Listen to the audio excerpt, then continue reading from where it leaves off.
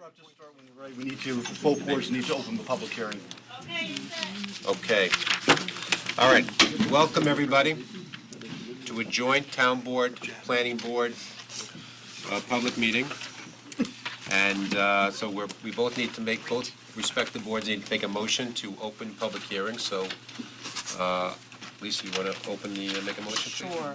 So I move to open the public hearing for the town board regarding Chapel Crossing's request for modification of their permit. All in favor? Aye. Okay, is there a motion to open the public hearing for the same application on the part of the planning board? So moved. Wow, robust. Second? Second. All in favor? Aye. Okay, well done. So, we'll start with the introductions. And am I supposed to do the introduction, or are you doing the introduction? Please. I don't have an introduction to do, other than to say introduction. Good evening, Mr. Supervisor, members of the Town Board, Mr. Chairman, members of the Planning Board. My name is Mark Weingarten. I'm a partner in the law firm of Delbello, Dinellen, Weingarten, Wise, and Wiedeker, and it's my pleasure to be here this evening representing SG Chappaqua B LLC in connection with the property located at 480 Bedford Road and 15, 21, 31, and 57 Roaring Brook Road, Newcastle, New York, which is the location of the beautiful new mixed-use project known as Chappaqua Crossing. We are making this request this evening to defer certain approval conditions to permit the planned opening of Whole Foods on December 12 and other retail tenants at the project, including Lifetime Fitness, Chase Bank, Fidelity Investments, and Pet Values shortly thereafter. To be clear, we seek to defer, not eliminate, any conditions. In all events, we expect to complete all of the requirements by June 2019 with respect to this retail site plan that we are speaking of this evening.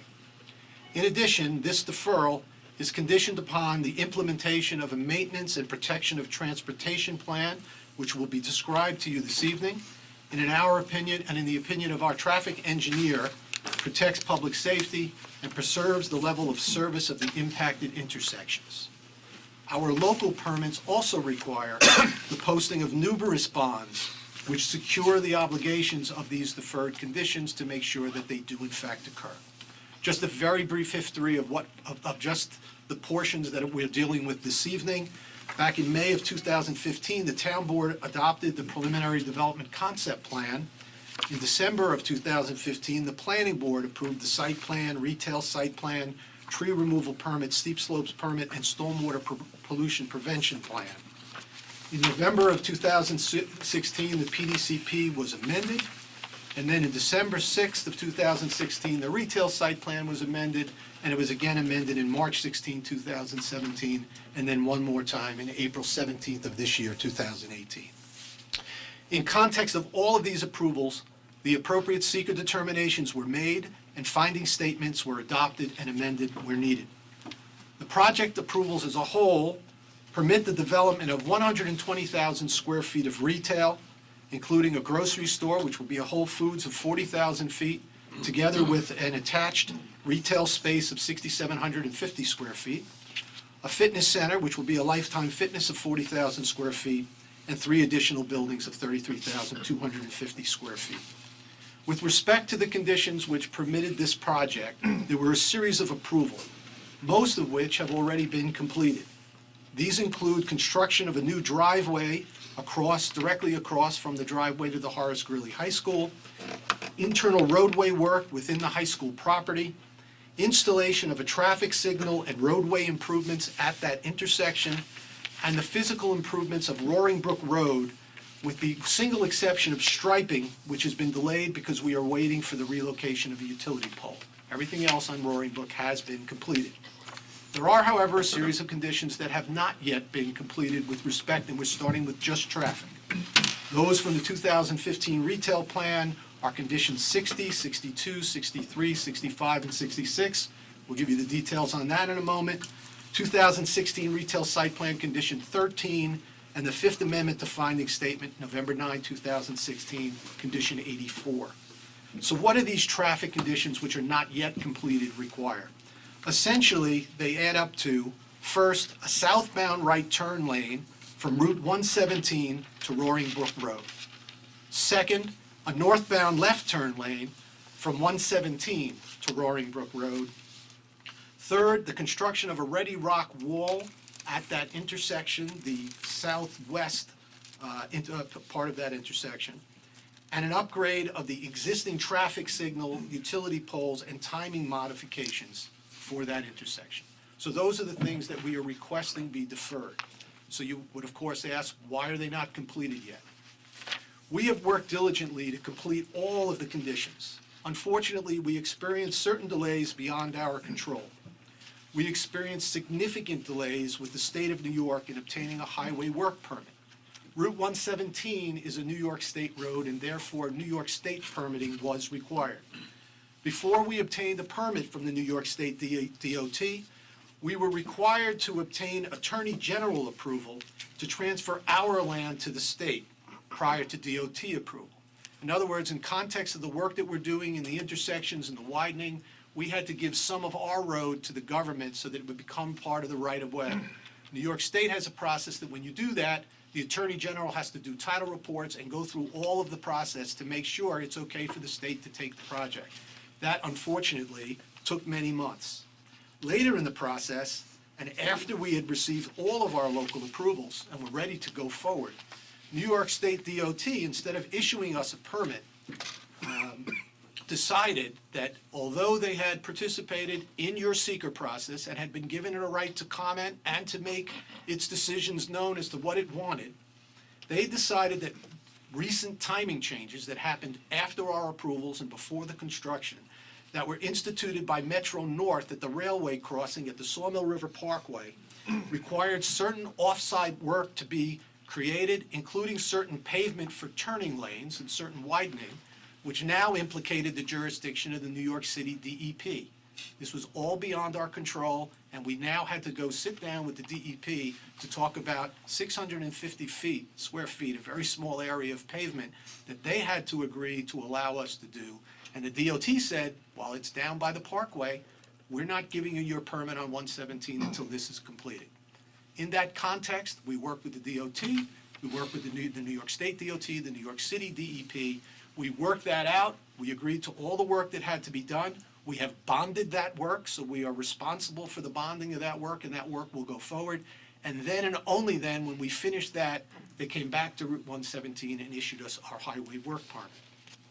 In addition to that, I will also mention that we had great difficulty, which is also being unfortunately seen throughout Westchester County with respect to Con Edison and our attempt to transfer certain high-voltage lines on existing utility poles to new poles.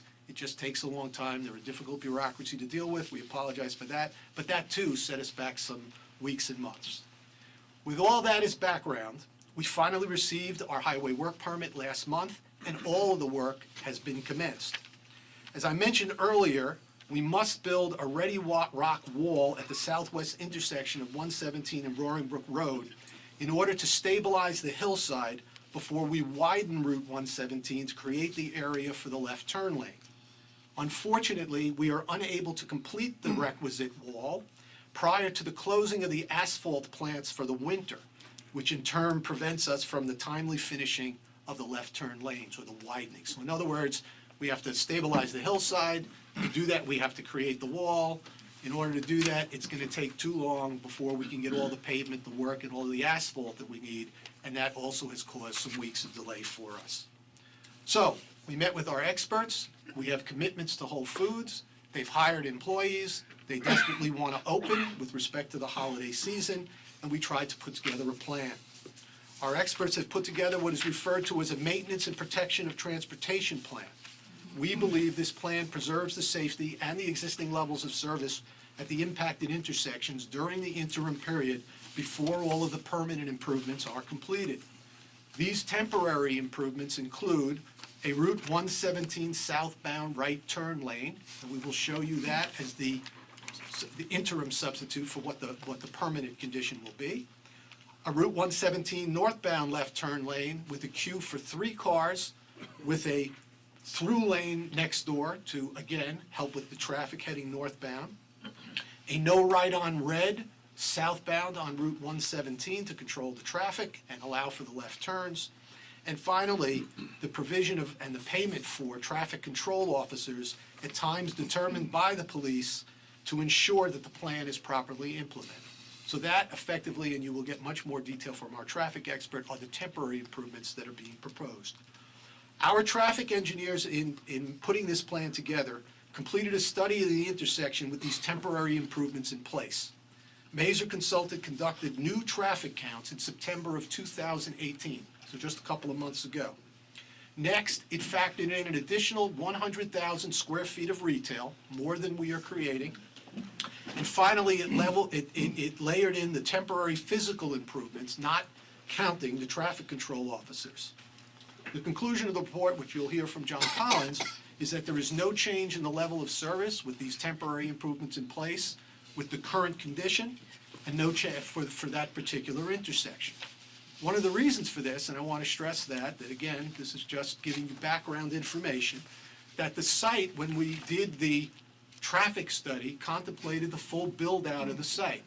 Currently, the office component of the site is less than 50% occupied. The retail, even with all that we're proposing, is less than 80% occupied. And the East Village, which is 91 townhomes, is still in the planning process and certainly will not be constructed and occupied prior to June of next year. So again, there is less than full occupancy of the project when you were doing these new traffic counts in September of 2018. We have with us an actual schedule for the permanent improvements. The schedule for the northbound left turn lane, we expect completion on June 7th. I can run through if you like. I know it's in your package, the week-by-week schedule of that, but we expect that to be concluded by June 7th. The southbound right turn lane and the no right on red, we expect to be finished, the permanent improvements, by April 19 of next year. So those are the expected delay times for these temporary improvements. And again, we can give you more information if necessary. At this point, I will tell you that the balance of my presentation impacts non-traffic improvements. Those are the other conditions that are non-traffic related. It's my question to you now, would you like me to go through those now, or would you like me to turn it over to our traffic expert to continue the discussion on traffic and come back and discuss the others at a later point? It's up to you. I had two quick questions. Sure. Or a statement and a question. Number one, what is the number of cars that would queue up once the left lane is complete, once the wall is established? You're talking about the permanent improvement? The permanent going northbound, making John? the left lane, what's the number of Number of cars that would go cars in for the the queue? It's 160 feet, we'll be able to get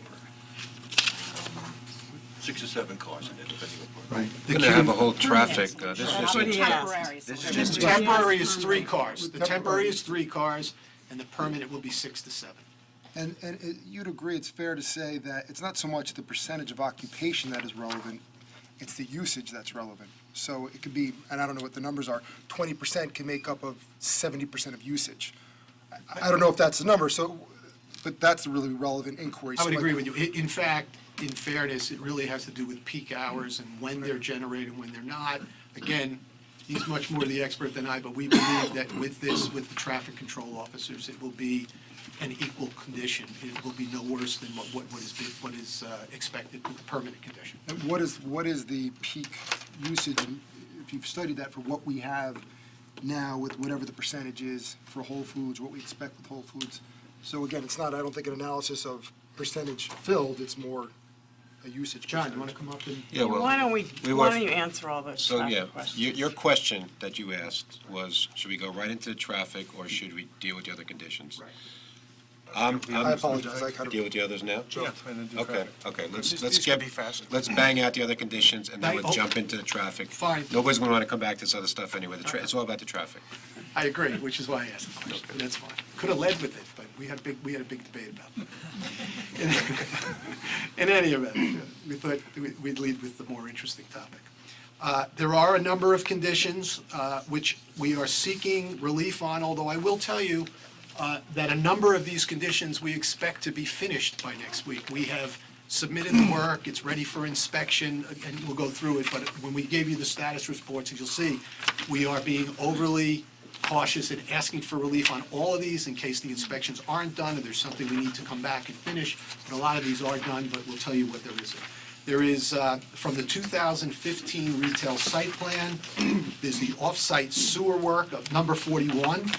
We expect the investigative work for the off-site sewer to be complete by the end of the year, and the corrective work to be done by June 30. We have condition number 42, the relining of sewer lines.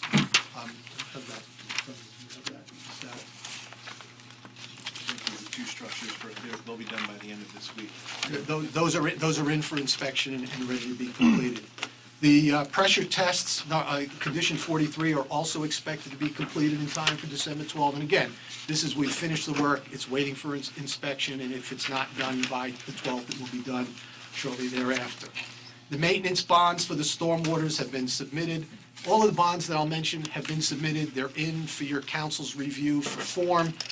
For them to be finalized, they have to go to you, the town board, for the approval of the form of the bond, but they've all been submitted. The bonds are ready to go. They're sitting here. They will need your approval.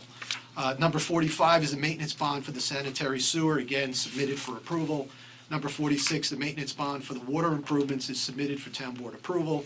Number 47, another maintenance bond is submitted for town board approval. Number 49, a maintenance bond for the wetlands planning plan has been submitted for town board approval.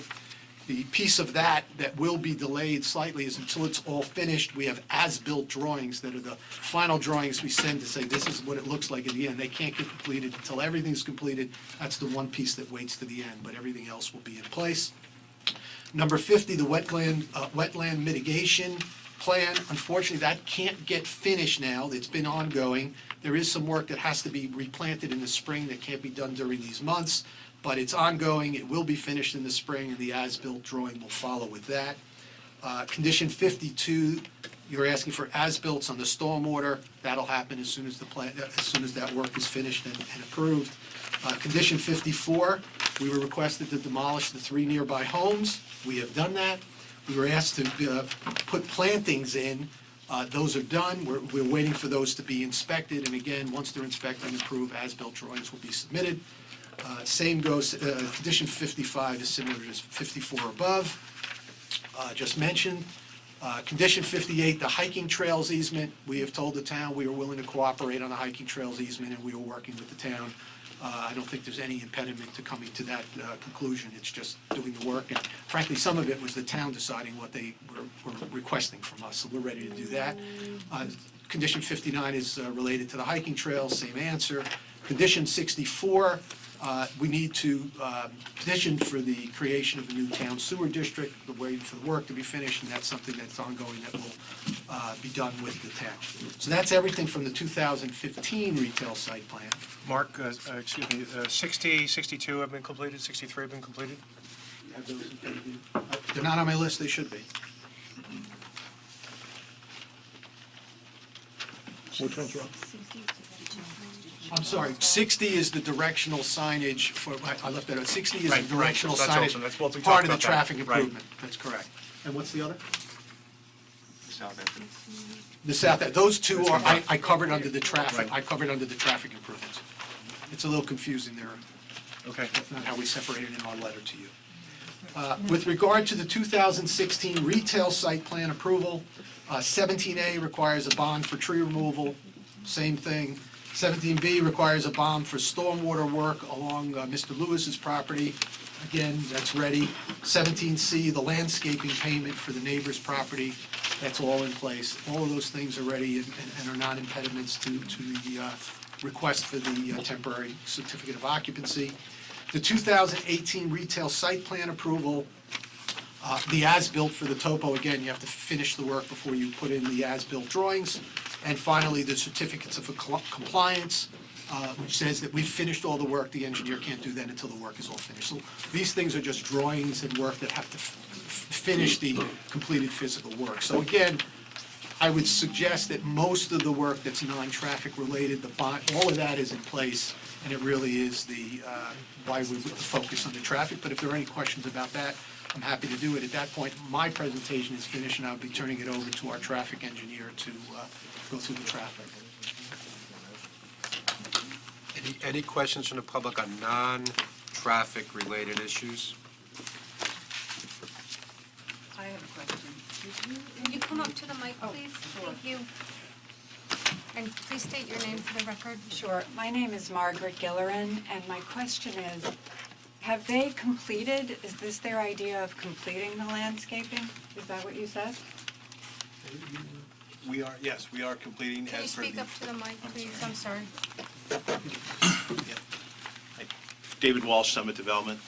Yes, we have completed the majority of the landscaping. There is still some to do in the springtime, as Mark has noted, but essentially it is complete as per the plans and as inspected by the town officials. All right, thank you.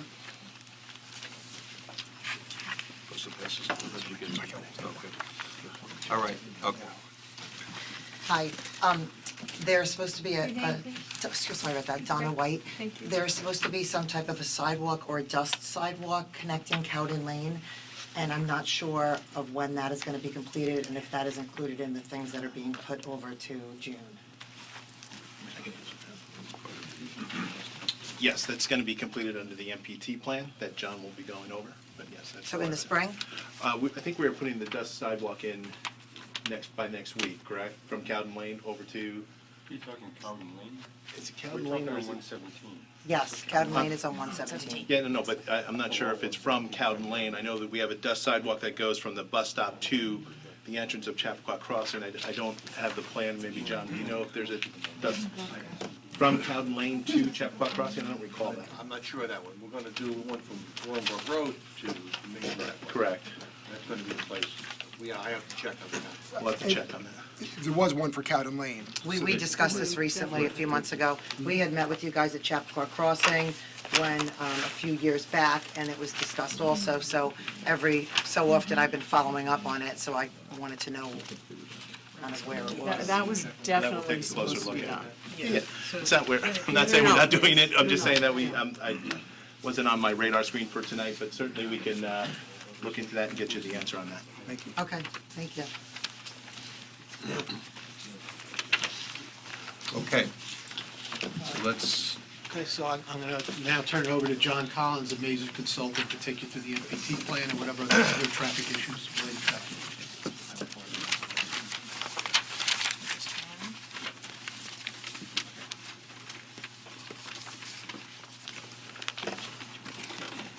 I better bring my bottle of water over. There's more than water in it. Might want something strong? That's for later.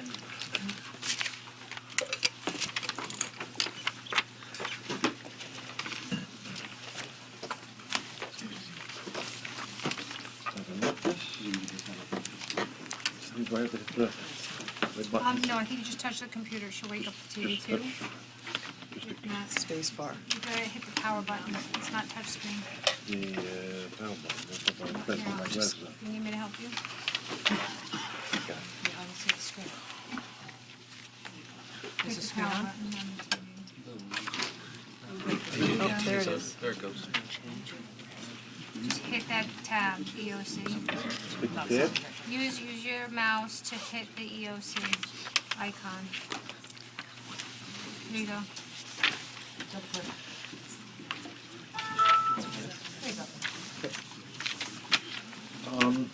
You can take the mic off if you need to, John.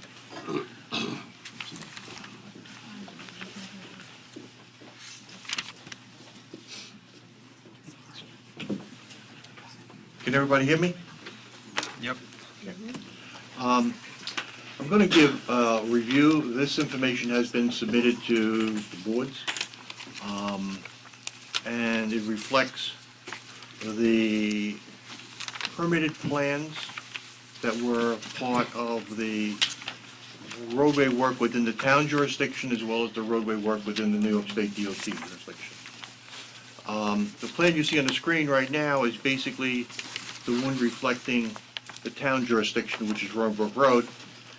It basically shows in the upper corner the situation down at the west driveway where we have to install what commonly referred as don't block the box striping that basically will keep this intersection open such that vehicles coming off the Parkway making a left into the site would not be blocked by vehicles queued to cross the railroad and ultimately onto Somerville Parkway.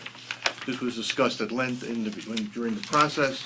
We agreed this was the best way to do it as opposed to installing a signal. We looked at any number of different options in that location, and we were afraid and concerned about the possibility of rear-end accidents, et cetera, if all of a sudden the vehicle comes down Roaring Road and encounters a red light.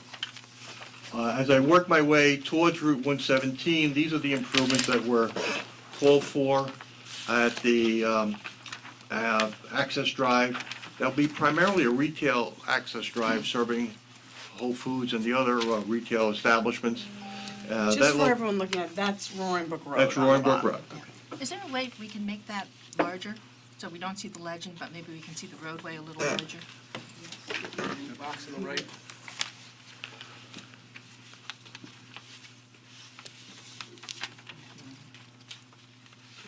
Get rid of all the on the side, the legend. That's better, yeah. You've got it the second to last page in that packet. Yeah, but for everybody here. Now you can't see the bottom. Keep going up, no, keep going up, go up, go up. Way up. Get rid of like the. All the stuff on the side. Adobe Export. Yeah, right. Yep, like all the way. That's the wrong plan. That's the, All the way on the top right. To the full screen thing. Get rid of all the stuff on the right side. Okay, did you hear that, Andy? Go down. Yeah, keep going, no. Keep going down, keep going down. Go to the left. There's that little arrow in the middle bar. Go right there. Click on that. Hit that one. There you go.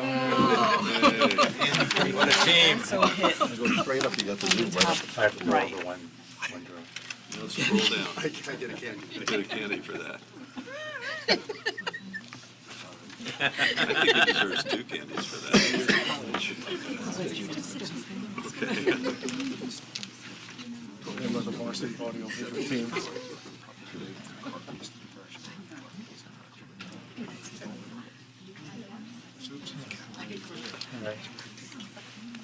If you just hit the scroll button, up and down button, you might be able to. I don't know if anybody's nameplate. No wonder you were so anxious to get up there. No problem. right now, I'm glad my traffic engineer is opposed to There it. you go, there you go, there you go. There we go. Keep going, there you go. Phew. Thanks, Andy. Listen up. I know.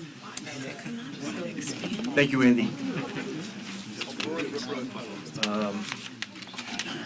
So this improvements are the improvements that we had, that were required down at the intersection of Roaring Brook Road and the site access opposite the high school driveway.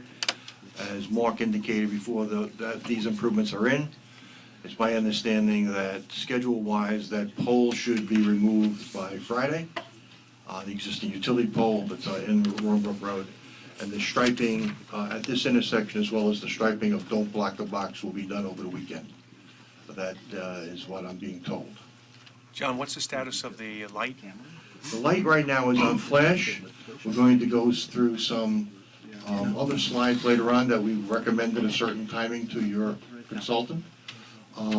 This location is on flash because we wanted to see what the traffic would be with the police officer out there directing it.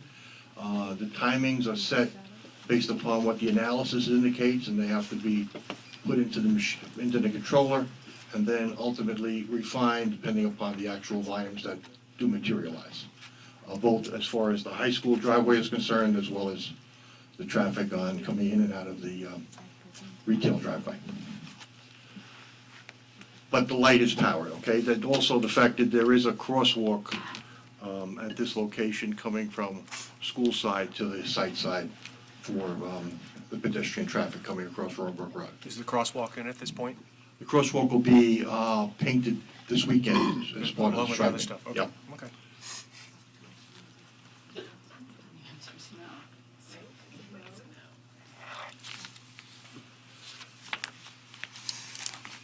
When we finish the project and we finally get to 117 Roaring Brook Road, there will be a right turn lane that we talked about. There will be a left turn lane that is 140 feet long. There will be a new support wall along that side. as well as a through lane in the southbound direction. The construction of the wall, as Mark indicated, is not available to be done now because of the asphalt plants, et cetera. So the work on this side of the intersection, I'll call it the south side of Roebuck Road, will not be totally complete. The work on the north side can be completed as far as the pavement width is concerned, as well as the work along Roebuck Road. The problem on the north side for this right turn lane is the existing utility poles, and I'm going to discuss that next. But that's the plan that was approved by the New York State Department of Transportation, approved by the town. It includes a pedestrian crosswalk, it includes the bus stops, and it also, this dash line here are the stone paths that we were referring to before, stone dust paths, to get us over to the main driveway as well as to get us up Roebuck Road. What's the nature of the hash marks on each of the turning lanes? These? Yeah, is that just paint? Is it That's just striping? paint, that's just all striping. Thank you. And what about the stone dust over to the other side? I'm going to check on that, that's, Okay. but we're checking on that from the driveway to Cowden Lane. County Lane, yeah. If that left-hand turn lane needs to be lengthened, is there the means to do so by just painting over, removing that striping, or you can't at that? Well, what happens is, there's a designated taper based upon the design speed of this roadway. Effectively, what's gonna happen, if I need a little bit more room, you usually have people park on the striped island at the end of the queue. This can accommodate roughly 6 vehicles. And when I say roughly 6 vehicles, it depends upon whether, so I have a school bus in there, so therefore it may not be 6 vehicles. But if all of a sudden I wanted to get the 7th vehicle in, it's quite possible that that 7th vehicle will be in that striped area. It's wide enough until it gets beyond this point that it starts necking down again. So you have the ability to get at least one more vehicle in there. And we've all been on the back of the queue and pulled into that striped area. Make no admissions. With regard to the southbound, turn there, you just represented that this is actually going to be complete? I'm going to look at what happens with the maintenance, protection, and traffic plan. This was the plan that was approved and permitted by the state. Understood. Okay. But what's going southbound is not actually what was approved. It's, You know, that was, what you see on this plan is what was approved by the state of New York. right, but not what is in the MPT plan, correct? There are 2 MPT plans, and I'll discuss both of those plans. And John, are you going to also discuss where those bus stops are? Because those seem like not maybe the wisest place to put a bus stop. And so are you going to discuss that afterward? I know we were talking about potentially relocating them. You're going to have a bus stop in the middle of the turn lane? Well, when we talked to the DOT has approved these locations. We talked to the county today, and we were able to get them out to the field. And we said on interim condition, and I'll discuss that when I get to the MPT plan, where we're gonna put the bus stops in the interim, and then we can go from there, based upon that discussion, Okay, I'm willing to wait for, okay?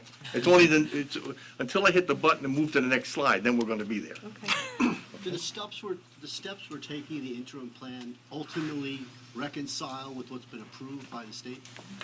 Yes. I have another question. No, they don't. I mean, there's significant differences. No. The question was, do the MPT plans ultimately relate to where we're going to get to the final state plan? Yeah, but That's what I they don't understood the question. reconcile. They're different. There's significant differences. No, but ultimately, they're They're working not- towards this They're plan. not precluding something from happening in the future. That's what I'm That's asking. correct, yes. The first steps along the way. That's what Well, I don't think they're interim steps insofar as like the lane widths, for example, are different. There's a significant difference there. So, I don't think we're talking about an interim step that you're then building upon. You're talking about an interim step that will then have to be replaced and repaired and restriped and. Some of it, like certainly the northbound slip lane and left turn lane is not, I hope, where it's gonna end up, where you're proposing to put it now. But if a lane is a foot too narrow in this interim step, ultimately it'll be the approved step when they get to the end. Yes. I think what he's asking, correct me if I'm wrong, that nothing they're doing here is changing what the final approval was. That's what I think Greg is asking, basically, that the final approval is still going to have to happen. These are interim steps until the final plans are completed. And they don't preclude, or they don't eliminate, or they don't detour from what's been approved. Right. Ultimately, we'll get to there. Exactly. Okay. The ultimate goal is that, and that's why in your packet, what was submitted was a plan that showed the 3 steps. And the reason 3 steps are, the top plan is the approved plan. That's the goal. And that's what will be in place. The next 2 steps, the next 2 plans are plans that reflect the conditions that would be in place during a certain period of time under 2 conditions. One, if the poles are moved on the southbound, on the north of the intersection, to allow the full construction of this right turn lane. If in the event there's a period of time that the poles are not moved, this plan reflects the installation of a barrier and the construction of a southbound right turn lane that doesn't at all look like this one. It's a minor version, and we'll go to that next step. And John, we're gonna go over that, The- but I just want to make sure, because I've seen physically where those poles are. To me, it would seem incredibly unsafe to try to navigate between them for an interim We're step. not navigating between them. What's going to happen is along the pole line, there's going to be barriers placed between the poles, such that you cannot enter in between the poles. It's going to be widened up to that barrier. Poles are going to be pavement, and then the lane is going to be there. And we'll look at the pictures. I just want you to keep in mind, as you're telling me this, that this intersection, forget about kind of seasoned drivers who don't know what they're doing. Exactly. We're right next to a high school. Thank you. And I, for one, have a 16-year-old who is now driving. Ditto. And I will tell you, I don't need her trying to navigate and not go in between poles. I want you to keep in mind that we have a ton of very young drivers in this exact location. So if we approved an interim step, it has to be incredibly safe. It will be safe, and there is no, Thank you. Yes. New drivers, too.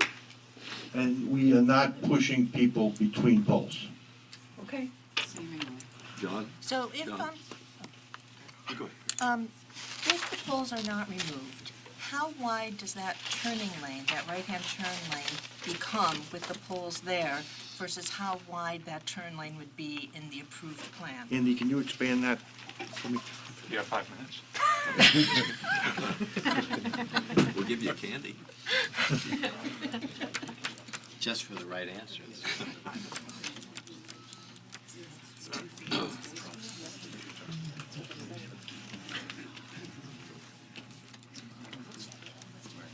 Andy, if you pick the hand, you Close the can span. entrance. You can just scan around with it.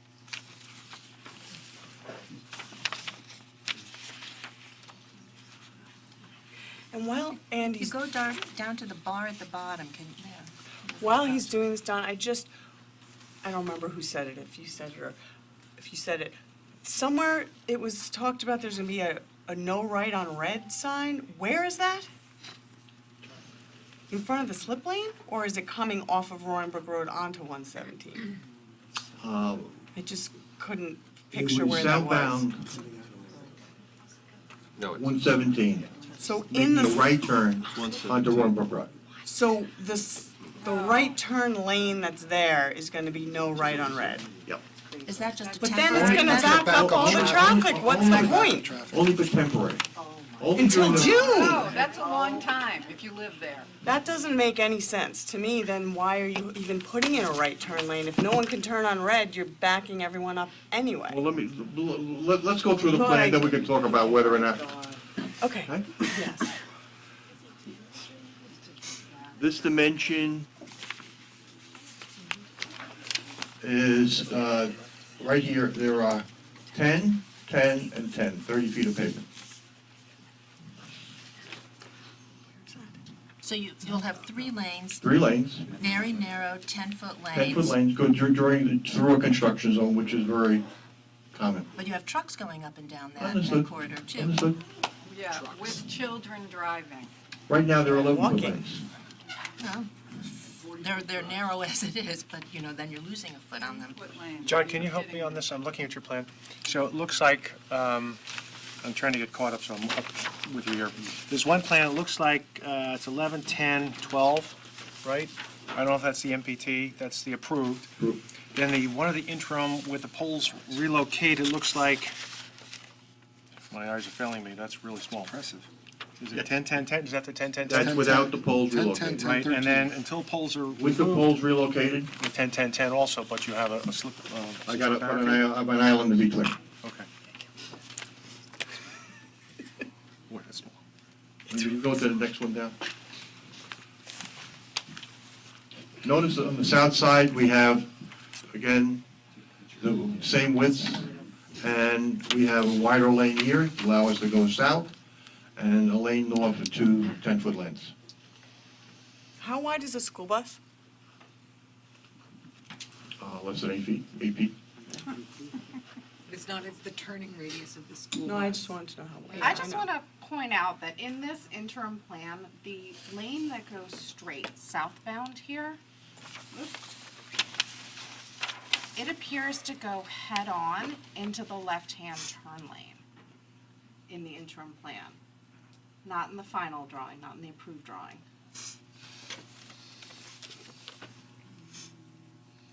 It does. Yeah, it does. Right here, bottom row. So that, Middle triangle, so pretty much. That's the interim plan with the poles relocated. okay, but we're talking about the one that you would plan to put into place next week, which is the one down at the bottom where the poles are not relocated? Right, with the poles, until the poles are removed. Also, John, a semi-trailer is 8 foot 6 inches wide, specs. So this lane, this Yeah, I know. 10-foot wide lane that's thought we'd headed just go to the southbound next question. is headed head-on into the left-hand turn lane. Yeah, and what happens in that particular lane, if you look at the plan, is what they call cat tracks to direct the person passing through that transition.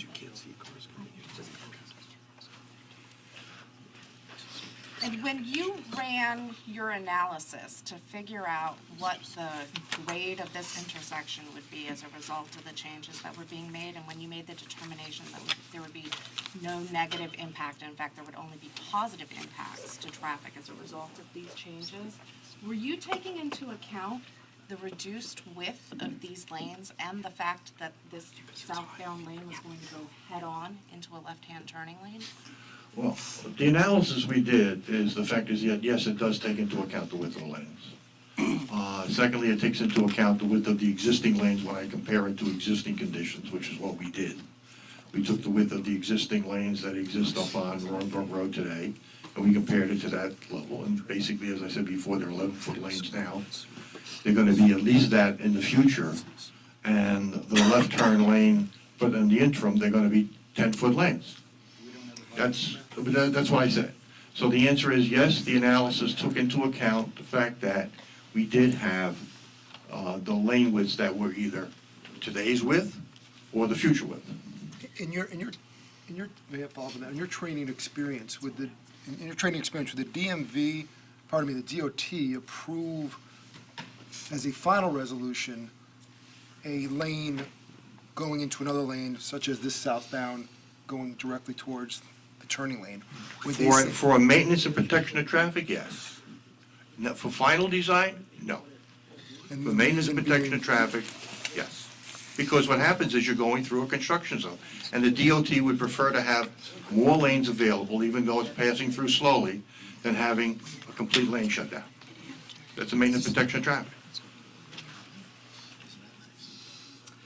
So I'm hoping you're also gonna talk about pedestrians, because it would be great to eliminate, like, there are at least 500 homes nearby who could walk to Chappaqua Crossing.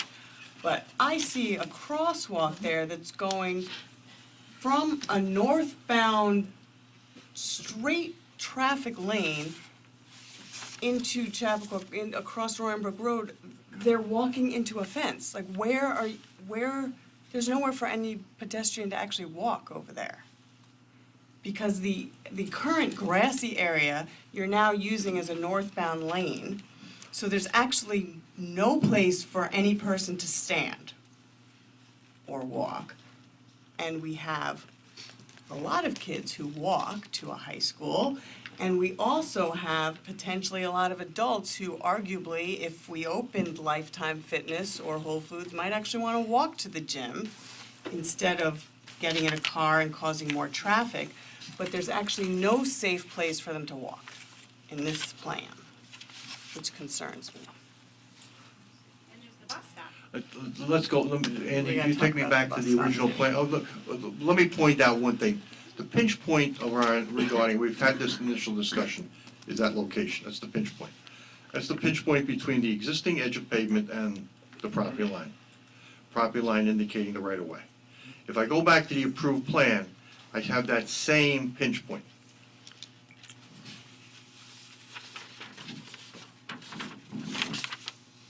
That same pinch point exists in that location. And again, I have the same problem in the future, and everybody recognized that it would be impossible to get a sidewalk or what we talked about there. Now, we did have discussions about putting a similar type of stone dust path in that location to get around this corner. What we've effectively done, because of the temporary situation, we've extended that widening, and the ultimate plan then is to take that and create a path that basically either stays within the right-of-way to get me back over to Annandale. John, during either of your MPT, during either of the MPT proposals, will there be pedestrian signage on that crosswalk? Either temporary or permanent, i.e. crosswalks, that's... The signage on the crosswalk will be the same thing, the same as it was originally approved in the DOT plan. So And whatever the that- plan, whatever the DOT had called for there will be Right. installed now. So were there going to be crosswalk signs at that? Yes. Okay, and we will have those in the They MPT? will be in the MPT. When will they be installed? What's the date? When we paint this crosswalk. they have to So be I'm installed. sorry, John, where is I that have a question. crosswalk going?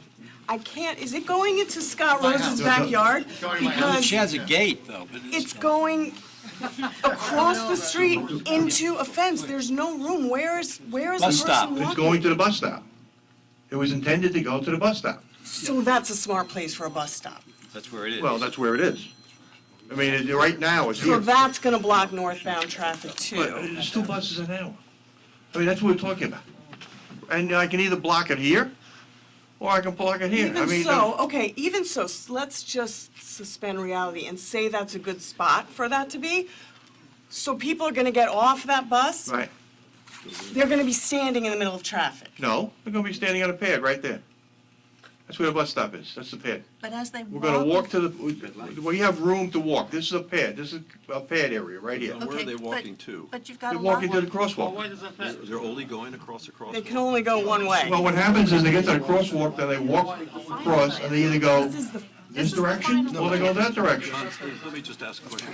I understand I think we should be looking at the interim plan here and not the Ivy, final. Ivy, Well, I This is think the final it's all plan. incorporated. That's This the is final plan. Ivy? I know, but I feel like. Excuse me, I just have a question here. So we're assuming that people who are getting off the bus here are only going to Chappaqua Crossing. They aren't going to the neighborhood, which is to the east. To the east. Because there's no way for them to walk to that neighborhood. That was discussed all through the approval process. Okay, I just want to put that on the That table was, for everybody. that was discussed all through the approval process. So can I ask you a question about if there's a way to mitigate that? And I don't have a pointer. Well, the answer is, yes, we talked about mitigation, and the reason is, What would that be? the reason is we had talked about trying to get within this right-of-way. It's a path, Right? very much similar, that would allow people Yes? to get past this point up to that So is there location. a way to do that? Is there a way to mitigate? Yes. And what is that? We're gonna put, right now, we put widening up to this point. We're gonna carry that later on, when it gets removed, we're gonna come back in and put a stone dust path that goes this way. And how wide is the pinch point? To the curb? That's about 3 feet. I'm sorry, 3 feet.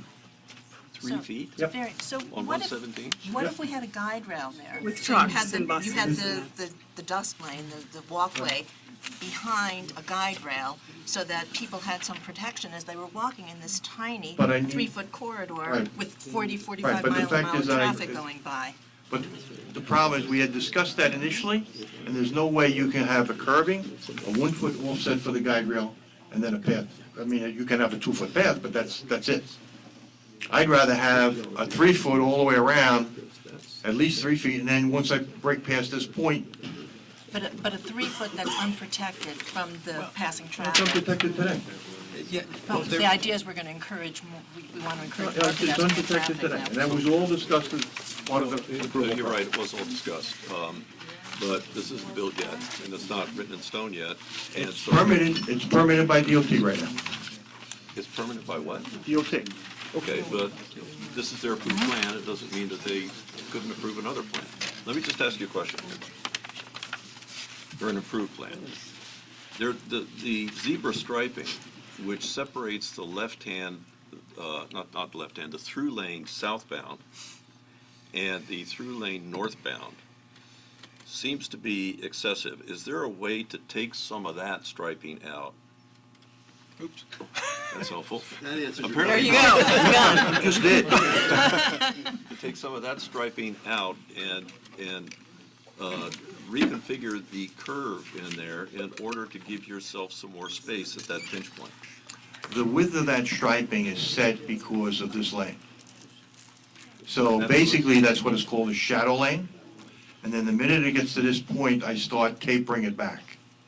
So I can't significantly adjust that. Does that mean I can't get a foot, 6 inches? Yes, I probably could get a foot or 6 inches, but I cannot take this lane here that's 10 foot wide, that striping 10 foot wide, and make it 6 feet, because then it doesn't shadow Just tell me this why. lane. Sorry. But I 1 was just foot would make a thinking big difference. No, I'm not asking you to do that, I don't think. We don't have pointers up here, so it's hard for me. Can I borrow a pointer from somebody? You're asking us for, you know. John, can I borrow your pointer for a second? Howell, let me just finish this real quick if I can. Excuse me. Thanks, John. So I guess, how does this one work? You gotta put The that red little- button. On the front. Watch out, that's the laser. I go around. I know how to do that. Hope it works for you. Is it on the ceiling? No, okay, No, I'm sorry. don't look at him. He's going to blind you all. Yeah? Doesn't work. I would start on all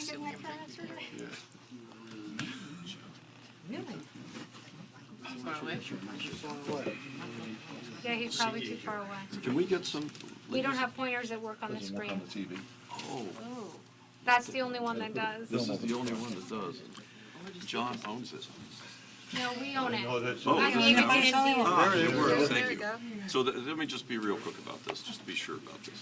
So you've got a tangent, which is a straight line that does that, and you've got a curve which does this, which meets a tangent here, which is lining up with that one, right?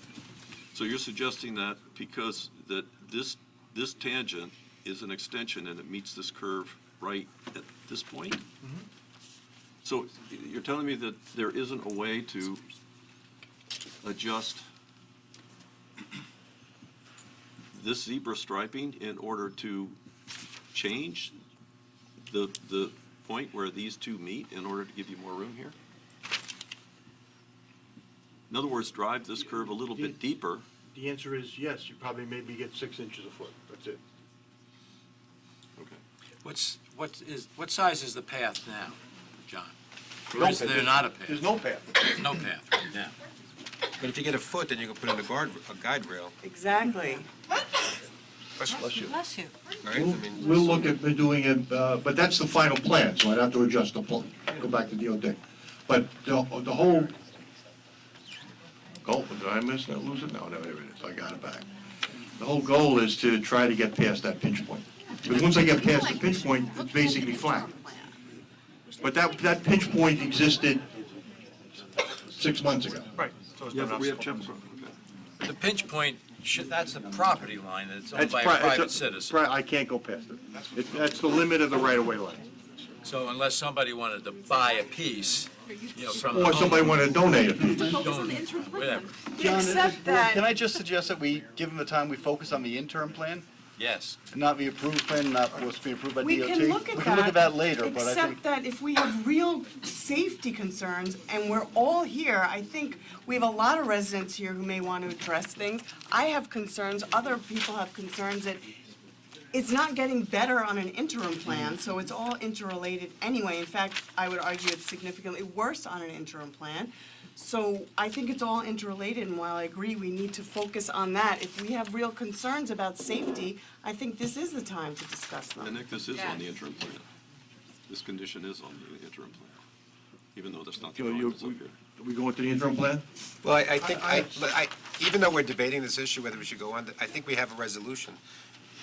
If you have to go back to DOT to amend the final approved plan to create an extra foot to get a guide rail, I think you hear from both boards that it's something that we want. We can discuss it with DOT to see if they would approve it, yes. Can I guarantee it? No, but I will bring it up to DOT. When you reviewed your traffic analysis, or when you made your traffic analysis, did you take into consideration the active construction that will be going on at the site? Because as I read this memo from Nick, our counsel, that we have here today, I see, for example, set traffic polls December 24th to January 25th.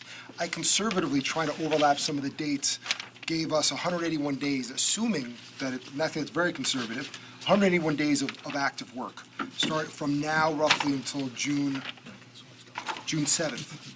So we have 181 days. I don't know what that means. I don't know if it means it's 2 guys doing a job, 7 people. I don't know if it's lifting up road. I'm certainly not informed enough. Set traffic poles, underground traffic signal work. So my question again is, does your analysis take that into consideration? And whether it does or it doesn't, how does that affect the flow of traffic and safety issues during this interim measure? Two-pronged. Flow of traffic and safety. Did you take into consideration the construction improvements that are going to be ongoing that otherwise would have already been done prior to approval? The answer is that the analysis takes into account the laneage that is available. That's not the question. Let me finish, okay? If I have a vehicle that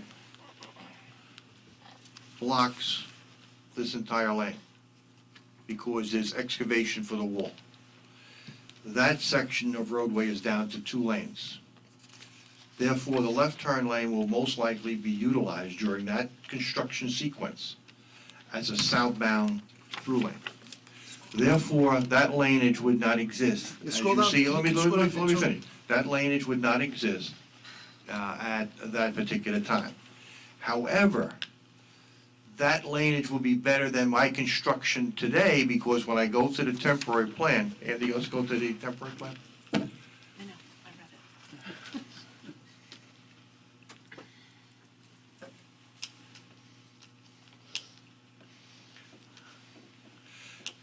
read it. Okay, the temporary plan allows me to,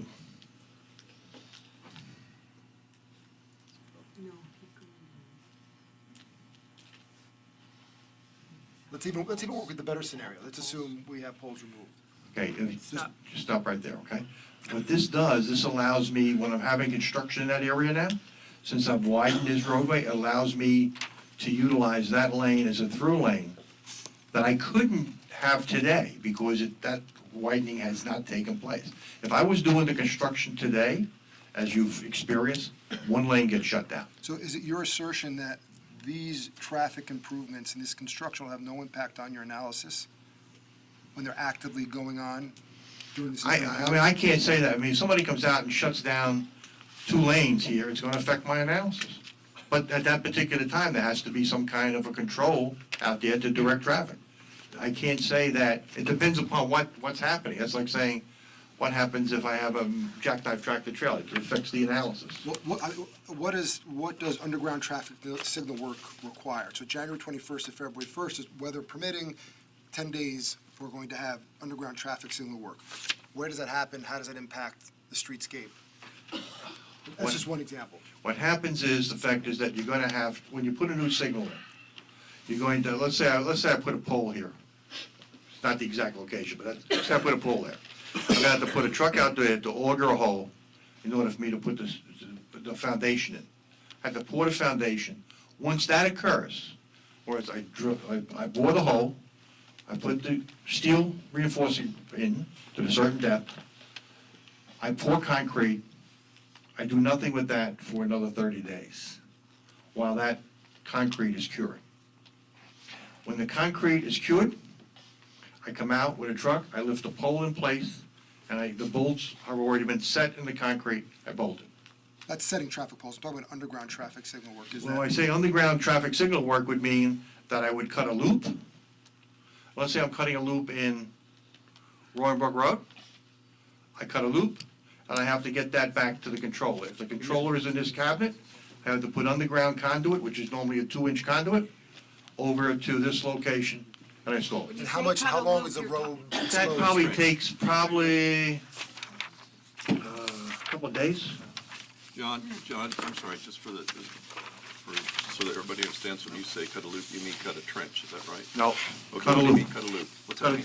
A loop would be that, for example, in order for me to put detection in there, and there's all kinds of different detections. The loop would be, I would cut a saw cut, put wire in, pave over it, and that's the loop. So It's a saw cut. magnetic loop, it's a very thin, Got it. Let me just add one thing. With this, and it goes to a pull box, and I got the pull. with this temporary plan, one of the conditions in there is you guys paying for a police officer to help direct traffic. Right now, with your construction, you are not required to do that. So the one benefit, to Jeremy's point, which is a good point, that with ongoing construction, and I would also add that there should be no construction, assuming this opens up in December, there should be no construction for the first couple of weeks when it opens, because there's obviously going to be a lot of people, more people going at the very beginning, then it'll tailor off a little bit. But the point is, though, that with this temporary plan, it does require you guys to pay for a police officer during periods of construction, and even when it opens, which we wouldn't have otherwise. True, but at the same time, we could put the great Lieutenant Carroll out there to direct traffic. I just happened to see him, I'm sorry. And you still could only put 10 pounds of sand in a 10-pound bag. You can't put 10 pounds of sand in a 5-pound bag. I mean, there's no place for it to go if there's construction. If a road is taken up, No, I it understand. doesn't matter if everyone's directing. I understand, and we could put Detective Carroll out there, though I don't think he'd be the one out there. But he's lieutenant, by the way, I should add. But the point is, though, that we'd also be paying for that. Yeah, but And I they'd be think our paying for that. concerns are that the police might be there anyway, as the southbound traffic goes head-on into the left. No, there's the police may be there anyway, but they wouldn't be there 12 hours a day, Monday through Friday, on somebody else's dime. I mean, this is my concern, that yesterday at 4:30, traffic was backed up from Brook Road all the way to Lexington Avenue in Mount Kisco. And I know because I was there, okay? That is not including anybody that's thinking about going to a gym or to Whole Foods, which are arguably the two largest draws of traffic that are gonna be in there. Nobody at that time of night is, well, I imagine many people at that time of night are not going to the doctor's offices, they're not going to the office, they're gonna be going to Whole Foods and to the gym. So my concern is, and I know that it was down to one lane, but my concern is, I don't see that necessarily getting better, so how is this interim plan going to make that better? Because we cannot have, from now until June, traffic backed up basically all the way into Mount Kisco. If God forbid, forget the traffic and the annoyance, if God forbid there is a problem and an ambulance has to get from the hospital and they're stuck in traffic for miles down the road, it's a real problem. So I want to understand how your interim plan is going to address that. Because traffic going, I know you said it's not getting worse, but traffic going from a grade F And staying at a grade F is not making me feel any better because you can't get worse than a grade F. That's right. So I want to understand High that. school, et cetera. I'm assuming that what you experienced last night, this Was a evening. disaster. The day before, and the day before. Due to construction activity in the area. I'm assuming that was. There was, The lane was Yes. blocked. there was 5 Okay? cut-in Yes. trucks Which there last means time. you were basically limited to one lane, Right, that's what I just said. okay? The intention here is not to have one lane in the southbound direction. Let me finish, Right, okay? that's why I want to know how it's going to get The better. intention here is, if I look at this particular plan, if the poles were removed, this lane would be built. And except for work that would be done on this side, we would keep at least 2 lanes open along 117. So you wouldn't experience that particular But you condition. just said if they're doing construction, it may go down to one You lane. don't, but You what don't know happened what's is gonna I've happen if you created that. jackknife. Well, let's say, for example, I was doing, if this work was, let's assume this work is completed now. Such that before Whole Foods open, that work's completed. That gives me 3 lanes, 3+ lanes in the southbound direction. If one lane is knocked out for any reason, I still have 2, which is what I have today. Wait, how is that giving you 3 lanes? Well, I got one here. One of those is going north. 2, 3. Isn't that This one lane's going north? This one's going south. That's a right turn lane. 2 going south I have 2 going south, 1 going north, with a no right turn sign. with the no right turn. Now, if I have this lane blocked for whatever reason, I still have 2 lanes. Southbound lane, northbound lane. I don't have that today, what you experienced. I only had 1 lane. Well, first of all, arguably, if there's a no right turn lane, that's really the equivalent of 1 lane. No, it's not. Because once there's a red light, It's 2 lanes. the cars are stopped But anyway, and you can only get. But they stopped today with a red light. If I No, have, they are stopped. If there's a red light, there's, if you it's know, a if red you're the light, they first stop. car. The first vehicle wants to head south, and the vehicle behind them cannot make a right turn. They're stopped. Right, Have you but ever driven down this road? Listen, Please. I've driven down the road any number of times because, as I said before, I live just to the village to the south. I know what the road looks like. I've been driving it for 35 years. Never know it. Well, That's- I never that's- know it. that's- I've been there. I just, Yeah, I'm well, just we're concerned gonna that if limit our there's comments. traffic. Listen, we're gonna limit our comments for the residents when they come up to the mic. I'm gonna keep this meeting nice and orderly. That's the way this meeting is gonna be conducted. So right now is a presentation, and if you wanna make any comments at the very end, we're very generous with our time. You can come up here, speak into the mic. Not only will it keep the meeting nice and orderly, but it gives the people at home the benefit of hearing you, because they don't hear you if you don't speak into the mic. So let's try to be courteous to everybody here, as well as the people that are home. So Now, let I me- just, yeah, I really want you to go through how this is gonna make that better, because I just have to imagine, you know, this isn't in a vacuum, they are gonna be doing construction. Well, let's, Excuse me, let's, excuse me, to see, maybe I can help. I understand that coming from the north and going south, that you expect to have very shortly 3 lanes, right?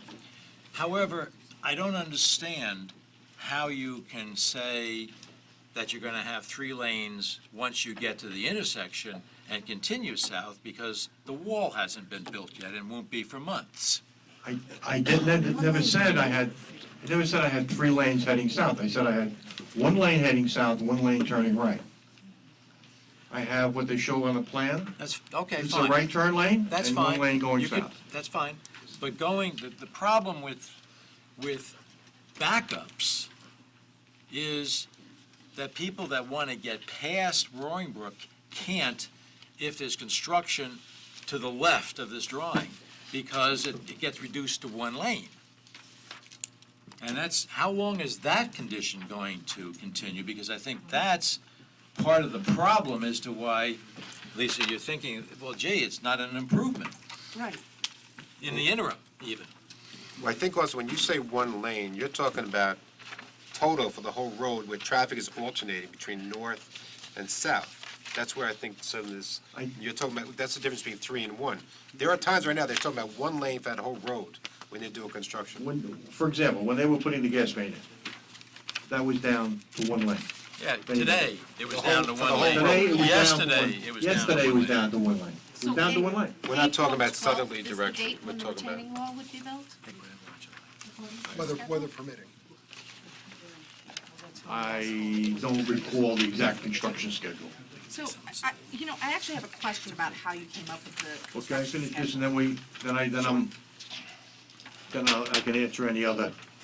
Can you go to the interim plan when the poles are still there? I want to address one issue here.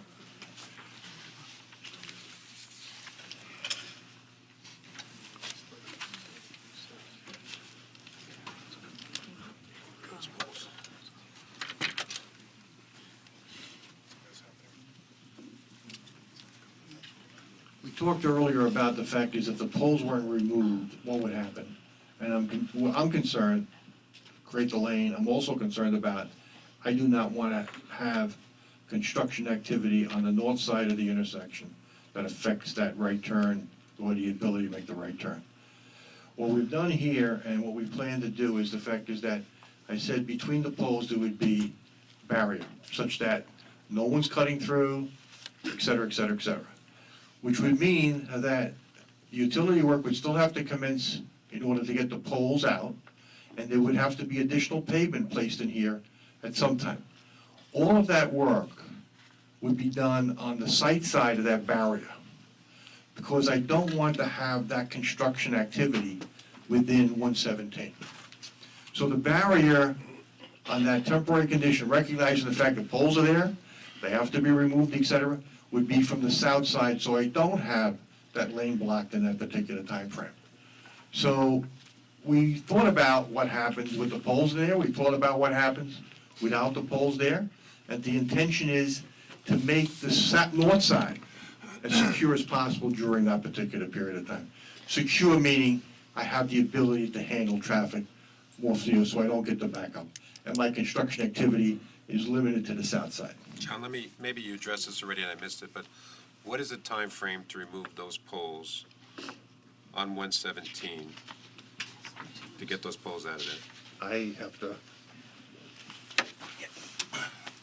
I have a hard enough time with traffic, I don't know what construction is. So Con Ed is telling us that they'll be off the poles this Friday, I believe, in terms of the high voltage, and then we have to wait for the low voltage people, Verizon, Altice, Crown Castle, and I think it's Light Tower that have to move after that. So it'll probably be within the next few weeks. With all respect to Con Edison, I think and the other service providers, we've learned how reliable that is, and that's not your fault by any stretch. Well, yeah, we got them $1 million check 16 months ago, and we're still waiting for power. So it's been a difficult process. Can I just make the observation that we've been with double poles for a long time on many of our roadways, and because it just takes time, because the online providers, whoever they might be, Verizon, whoever they might be, they just apparently just aren't motivated to come in and get work done. And I had two poles in my yard like forever until they finally did it. So what is the motivation that they have to do this right away? How are we motivating them to get in there and do it so we can get rid of these poles? We are speaking with them every day. We've been coordinating with Rob and Jill, and we've been asking for help. And, they've been out there. It's just difficult to pin them down to a date. It's an arduous process. The one thing we use for Roaring Brook Road, which I'm sure some people get a chuck out of this, but believe it or not, it lit a fire under them. It's a safety issue. I mean, but we had traffic, we have a high school, and we said there's a safety issue, and we got actually 2 calls that day from people at Con Ed, and that got their attention. The safety stuff gets their attention. But that was on Roaring Brook Road with a road that was open and cars. I mean, your double poles are different than these double poles. I mean, these, that's 2 poles next to each other. These are 2 poles separated by a lane of travel. But on the short pole, I still had the cable vision. Was on the short pole. They didn't transfer it over. We have that all over town, but this is, we were able to get their attention by the safety issue. Still not done that. It's still not done. But Con Ed at least got off the wires, and now we're dealing with. But believe it or not, it sped up the process. I know some people find that funny, but I think Roaring Brook Road residents would probably disagree, not. Like I said, some will find it funny, but the truth is, it did speed up that process. That was like 3 weeks ago, and we've actually made a lot of progress on Roaring Brook Road over the last 3 weeks. It's caused a lot of traffic, too. And on But, Route 17, I mean, Route 117, they've been out there quite a bit, Con Edison. I saw 5 trucks last night, that's yeah, what caused the backup so, last night. Right. And then that's the other thing, they don't always tell us when they're coming out. That's a Well, question, that's John. downtown either. Yeah, I mean, that's, John, Yeah, not, see. not trying to throw another hornet's nest at you. But has there been any thought about potentially, as traffic is heading southbound, the traffic that wants to go to the school, or the traffic that wants to cut through Roaring Brook Road to get to the Parkway, if you peel off traffic onto the entrance to the right to the project Go through the site, thing. is that a way maybe to mitigate traffic going through the intersection during this interim period and let people, if they want to go to the school or if they want to cut through, can they peel off to the right sooner through the and site. use that as a way to cut through the site, and maybe that alleviates some of the pressure on this big intersection that we're trying to fix? especially the cars that can't turn right on red, assuming that's instant. You could take your right into Chapel Crossing, come out and over there. It's not gonna help that much because you're gonna back up traffic at the bottom of the hill as people are trying to get out. I don't know, I'm just trying to think like different pressure 6 and 1. points. Right But you're now, we're talking about trying to people that get are making a right everything on through that Brook one Road. intersection. Some may be going to school, they go Maybe straight trying to across, and spread some may it be and going down to the dilute it a highway. little bit. It'd come out. It takes traffic away from the poles of your construction. To answer the question is that it's private, but you can do things with private roads. What you can do here is that when there is construction activity that could cause disruption of traffic, for example, southbound right turn, you could put a detour sign to take people who want to go to the Parkway through the site during construction activity. And then, but I wouldn't want to do that at 9 o'clock at night. I wouldn't want to do it at midnight. I would want to keep that detour only during construction, which is possible. So that's my only caveat with respect to that, because I hate to send people off of public roads onto a private detour, Hear you? except for unusual Yeah, I'm situations. sure the applicant's got a lot of. I don't think he would have any objection to it. I'm sorry, can I ask my question now? Just food for thought. So I wanted to talk about the schedule that you've put forward. I didn't put forward that schedule, that's a construction schedule, and Who can I ask about the construction schedule then?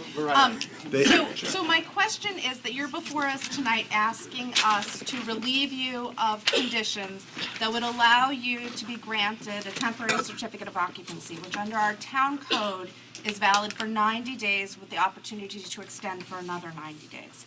Now, according to the schedule that you've submitted, and Jeremy did the quick math on, and I'm not going to double check him on the spot here, but Was it conservative. appears to us that this schedule takes you through 180 days, and that there is no contingency in this schedule or wiggle room whatsoever. And given the conversation that we're having about the need for Con Ed to still come in and remove poles, I'm wondering what assurances the town would have if we were to relieve you of these conditions, that this work would be done in a timely manner in that 180-day period. So the reason why, one of the reasons why it's out 180 days is because the blacktop plants close December 20th, and they don't reopen until the middle of April, depending on weather. It could be later, it could be a little earlier, but, we have to plan on the middle of April.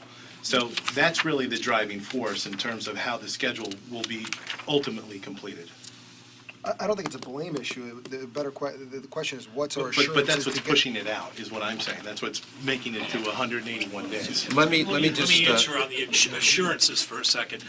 It's an obligation under all our leases to complete all our work. It's an obligation to you of the 159 conditions that you put upon us to do so. It's an obligation to all the bonds that we posted. So, and it's also an ethical obligation. We are under construction. We sit in traffic while we're under construction. We are trying to get our construction complete. There is inconveniences for everybody while this is going on. What we've done is we've come up with ways to address the inconveniences during this period of time. At the same time, we have tenants who have asked to open, and that brings us here tonight. But whether the tenant opens or not, this construction is going to go on for the next number of months. And our friends at the state have brought us all here together again. For those of you who had the pleasure of dealing with me over the last many years, we once had a roundabout, then we had a T intersection. I would have built anything they wanted. I would have built a space station. But nobody could tell us what they wanted to build and give us a permit to build it. Here we are again. They gave us a permit to build it, but they decided in their wisdom not to hand it to us when we were ready for it in August. They decided it was a really good time to decide whether or not they should get us to pay for work on the railroad, which they didn't even know what they wanted.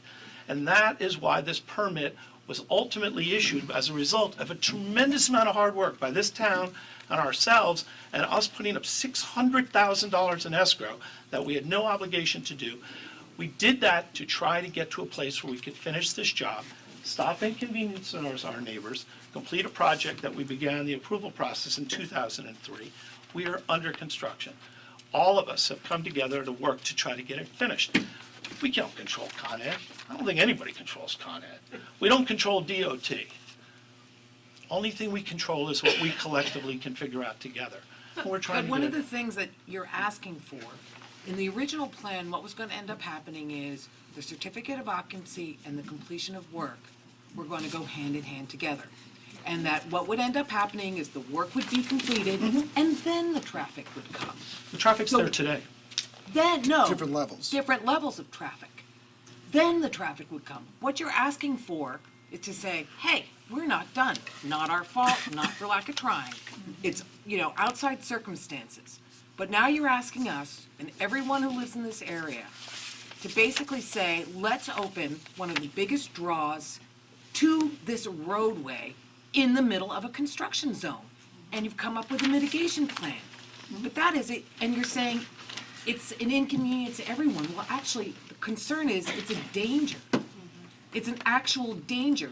We've lived through an opening of a supermarket locally, and we've seen what it actually does. And everyone says it's gonna die down after a couple of weeks. This isn't gonna die down after a couple of weeks. And Whole Foods has indicated that they're going to have, order online, pick up in store, or order online and have it delivered with local cars. This was unanticipated in the seeker review. So the actual traffic levels that are projected are probably going to be higher. So you're asking for a very big ask for this plan that has come forward, because you're talking about a huge volume.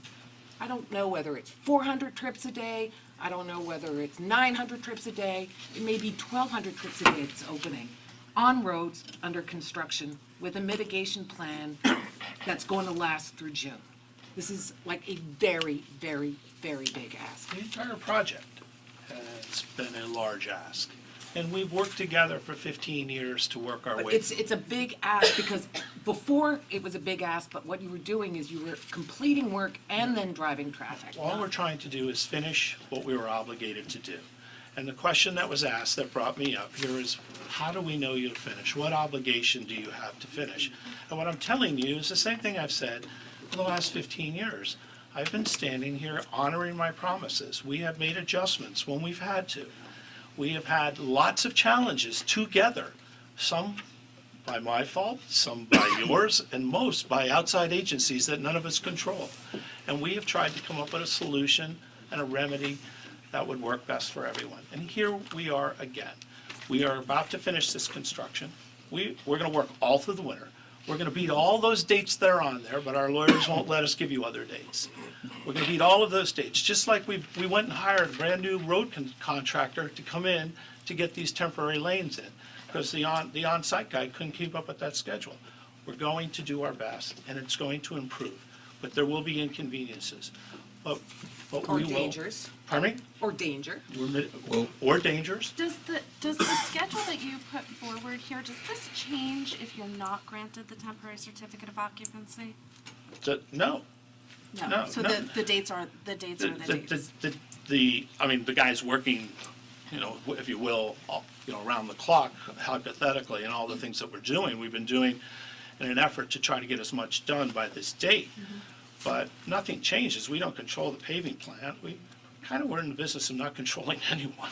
So Felix, may I ask about I agree with everything Paula just said, and actually everything everybody said up here. Let me ask you about this 100,000 square feet. Oh, yes, The ask is for a temporary CO for 100,000 square feet, unless I'm mistaken. when the prime tenant that you are, maybe you're obligated to the other tenants as well for this opening date, but the prime tenant that you are obligated to, according to your representation, which is Whole Foods, is 40,000 square feet. There's a big difference in traffic between 40,000 square feet and 100,000 square feet. So I guess I'm asking what justifies, in light of everybody's concerns here, the extra 60,000 square feet that you are asking from us? I can't see it being justified. I'm It's a not sure fair- about Whole Foods to begin with, but the other 60,000. It's a fair question, Tom, but the process is fluid. So today we finish this much construction, tomorrow we'll do this. By some miracle, Con Ed will move the poles, and then we won't be dealing with that issue. In the meantime, there are stores that are opening, assuming you allow them to. And so what we've done is we've tried to project out the number of stores that could hypothetically open between now and when we would have all of the work completed. I That's understand. all we've done. That's all I understand, I believe, your relationship between your tenants, not in detail, but I understand that. I just don't understand why we ought to feel that we should embrace that obligation of an extra 60,000 square feet when we have so many concerns about the 40 that's being asked for. So it would be interesting to me, I'm sorry, just let me. No, I'm not And I don't interrupting you, I was don't just, need to hear the I'm analysis. reacting. I'm not sure we need to have. That's my body language. I'm familiar with it. Yes. So. Do you know this one? That's your favorite one. So the question, I guess, maybe we need to hear tonight or later, what contribution does the extra 60,000 square feet play in the numbers that are on all the pages and the drawings that are before us? I'd have to let somebody who knows how to answer that as a percentage. But anyway, we're gonna finish it. We're working like madmen to do so. We've met every one of our obligations to date and then some, and we'll continue to do so. And I'm sorry that we have to sit here and figure this stuff out, but we're under construction. We are under construction, But and we need to with all finish. due respect, I feel like part of the frustration that we're feeling, though, is that it has been clear to both of these boards since August that there was a very high likelihood that you were not going to receive the DOT permits in such a time that you would be able to complete all of this work and meet all of these conditions. So the fact that we got No, this we never felt that mitigation way. I'm plan sorry. I at mean, we 5:30 this afternoon, and you're now asking us to No, to we made, grant I you personally made three. relief from the conditions, feels like, to me, feels like an impossible ask. We just haven't had enough time to really think this through and to have a really meaningful conversation about it. Again, Mark Weingart, I would like to mention, with respect to the timing, one of the things that delayed us when it did start to become apparent at the end of the summer that we were going to have the timing issue and the problem, and again, some of it was because we had hoped to have the permit and be able to get the asphalt and the pavement, all of that done before the winter season, before it closed in December. But one of the things that we decided was not to come to your board and make an ask before we got the state permit. So when you ask about August and September, we could have been here, but we said, how do we go ask them and show them a schedule when we don't even have a New York State highway permit yet? Because we can't even do the work.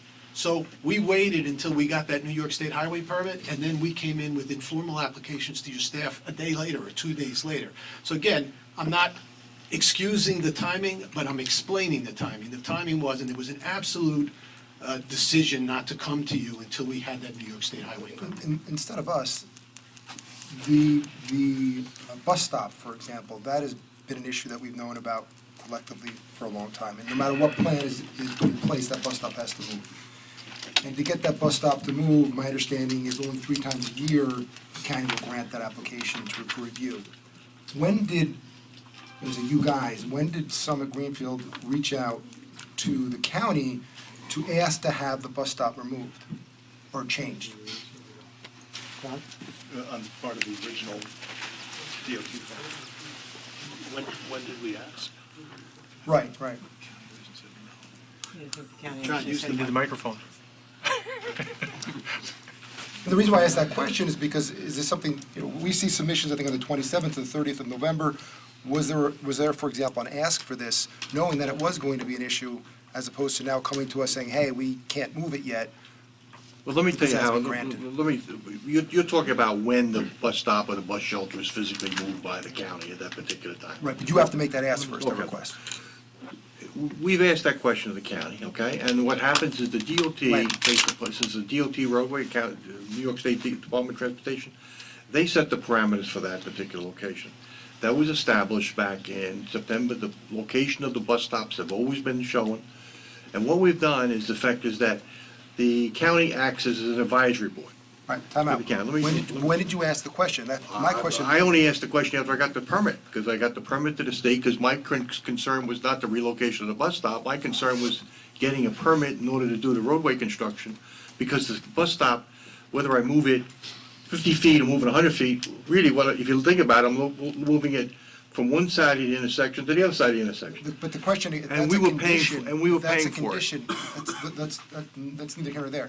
If one of the conditions is approving or moving, pardon me, the bus stop, knowing that no matter what plan was in effect, interim or final, you had to have that bus stop moved, and you knew you had to ask the county, irrespective of our approval, you knew you had to ask the county, and they only do it 3 times a year. When was that ask But made? the county may move the bus stop twice a year, 3 times a year at their expense. Here it's at our expense, and it's part of a DOT permit. And the fact is to move it from one location, let's say, for example, I move the bus stop 10 feet. That's not moving a bus stop. The bus stop tells people that it's here, it's in this vicinity, et cetera. We had a meeting with the county, and basically the county said that they didn't want the bus stop right there. They wanted to move it 10 feet. That's shown in the MPT plan, current MPT plan, because that discussion just happened. That's moving the bus stop. Let me finish the 10 feet. They also said they don't want the bus stop in the middle of the construction zone. They asked us to move it here, temporarily. We've done that. We've shown on a plan. That's where the bus stop will be. It'll be access to the stone path, and maybe it's a better location in the future. Let me just interject for a second. If But that's the bus, It that's can where the be bus stop is. inside the site Okay, as let me- well, let me as we just- already brought up. Let me requested that you move it let me inside the interject for a second. In response to Jeremy's question, and correct me if I'm wrong, there was a meeting last week, or maybe it was 2 weeks ago, I can't even keep track, with the emergency responders, with the chief and Lieutenant Carroll and fire, and it was at that meeting that the chief or Lieutenant Carroll raised the issue about the bus stop. It was dangerous. And it was at that meeting that it was decided, it was talked about that it might be better to move it inside the site. I reached out to Felix, and he said, that's a great idea. You guys reached out to the county, and this is all within the last 2 weeks. And that's where we are now.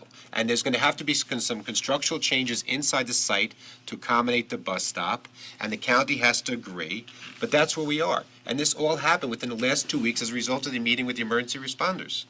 And Rob, The to bus just stop was to, never, and the bus stop was never gonna move at any Well, point of It the. was never going to be inside That's Chapel not- yeah, but Crossing. We actually asked for we're that, and going they turned it to down. try to convince the county to bring the bus Which I inside. think is terrific, right? That's a great I idea. don't drive the bus. I may end up we never get through the end of this thing, but we want it in there. And as you know, we also have the shuttle that's going in there. So this is where people are going. The bus stop ought to be where the people are going. I'd like to throw out a couple of suggestions here, move things along a little bit. I agree with everyone up here. I think this is a very, very big lift. I think the resolutions are very clear. The resolutions anticipated both a CO and a TCO. All the stuff was supposed to have been done. Fine. It hasn't been. The issues here, I think tonight we're hearing is that whatever we're hearing so far about mitigation, it may not be enough, and further work has to be done. I think one of the things that I have in my mind is that above all things, traffic inconvenience is one issue, but safety is absolutely paramount. And I have 38 years of driving up and down this road 2 times a day, 6 or 7 times a week. And with all due respect to studies, et cetera, I know what the conditions are at this intersection, been there, done it, and know what they are. And the bottom line is that these mitigation steps, we all know, are insufficient. They don't meet what was approved. We spent 10 years trying to approve these. It's all set forth. And I think on 2 levels, we have 2 concerns. First, this town will buy any kind of claim that arises as a result of an incident that occurs during this temporary MAT. So as far as I'm concerned, I don't know, this is a town board issue, I don't know what we have in terms of protection for the town. But as fiduciaries, whatever that coverage is, that's got to be tightened up, and as another condition to this approval or consideration of this TCO, there's got to be more protection for the town in connection with insurance from the applicant. I don't care, we heard some questions the last time we had some meetings, what happens if we buy the light, we don't buy the light, if it opens, it doesn't. We buy the claim. So anytime a kid is going to be hurt, a pedestrian, a bus hit, anything happening at this intersection, anywhere around this site, this town is on the line, period. That's number one. Number two, in terms of, we haven't heard, as far as I'm concerned, really appropriate mitigations that we need to look at and also information that we need to get. From my standpoint, if this were an application requesting this TCO in the summertime with extended daylight, I might be more inclined to grant more of it. But we are now in the dark period of the year. We are in the snow season, the ice season. DPW is going to be out there plowing. We're going to have these narrow lanes, no matter which plan comes through here. And the bottom line is we have schools open, we have construction going on, we have traffic. It's not ready. So in my way of thinking, we know that there are going to be crowds, but one thing that the applicant ought to consider is limited times for opening. Say something from 9 o'clock to 3 o'clock. That's it. We don't want our patrol people out there at night in danger, directing traffic where they could not be seen on a road where people are going 30, 35 miles an hour. I think that's unsafe for the town. I think that's another exposure for the town. And I think until we test this and get information, we heard earlier tonight where we don't know what's going to happen in the first week or two. Let's find out. Let's take baby steps, if any steps at all, and see where we go. Limit the time that, during the off-peak times, after the school kids are in school, before they come back out in the school buses, outside of the rush hours, and keep inconvenience and safety down. You can have all these things that you want, but if you have a trucker coming up on his regular route and he's suddenly confronted with a different scheme, a different layout, and it's icy or snowy, God knows what could happen. This is, I drive it all the time, so if you change things like this, this is an issue. So another thing for the applicant to consider is whenever we see these construction sites along the interstates, et cetera, we have this very, very bright lighting, subject to approval by or, response from neighbors. It seems to me that you're going to have that kind of lighting out there that basically brightens this whole intersection up so that we can see it. You're going to have these temporary lines. I think these lines, sometimes they peel up, et cetera. It is a very, very big ask, and I think if there's going to be any forward motion on a TCO here, it has to be substantially reduced, and we have to feel our way, see what the police say, see what the EMS say, see what DPW says in terms of how it's working. And I'm sorry for the applicant that it might not be 6 o'clock in the morning to 9 o'clock at night, but it's dark at this time of year, and I just think it would be overly dangerous.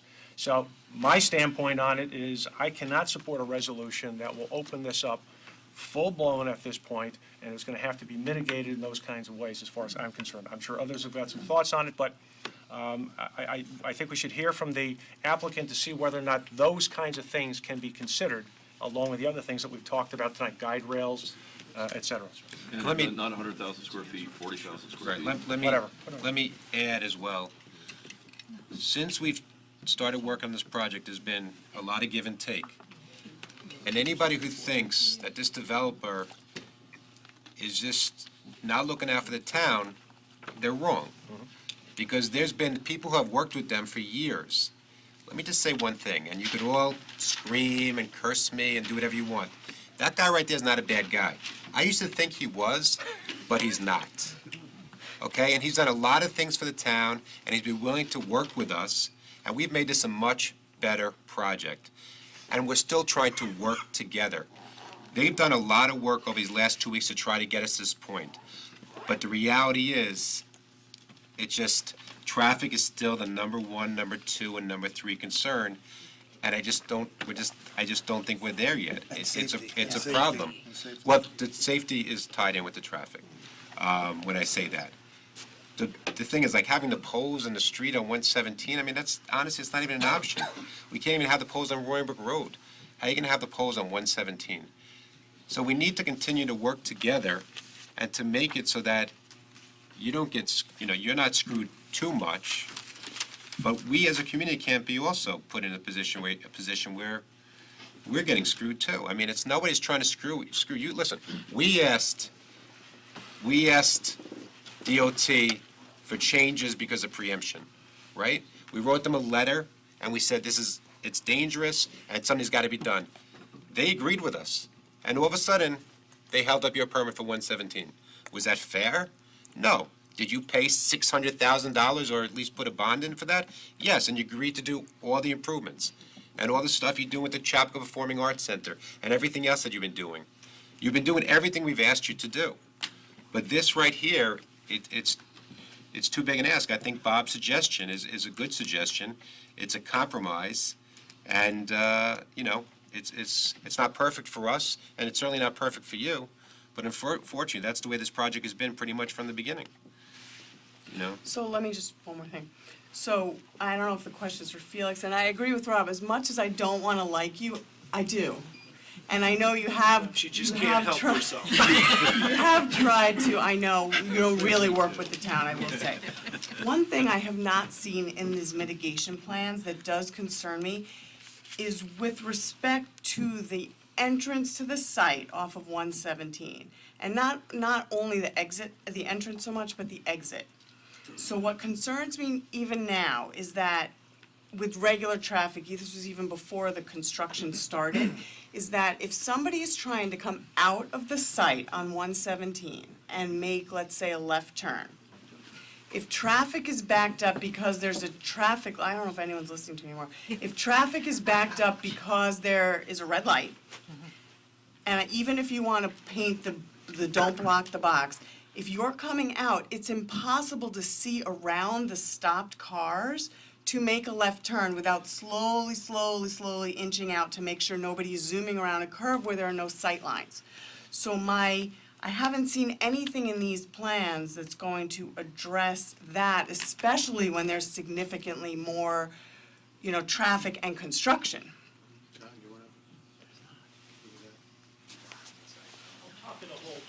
And, no, that's okay. And also, is the, the entrance to the site from Roaring Brook Road, which is currently closed, I was just curious when you were thinking that was opening.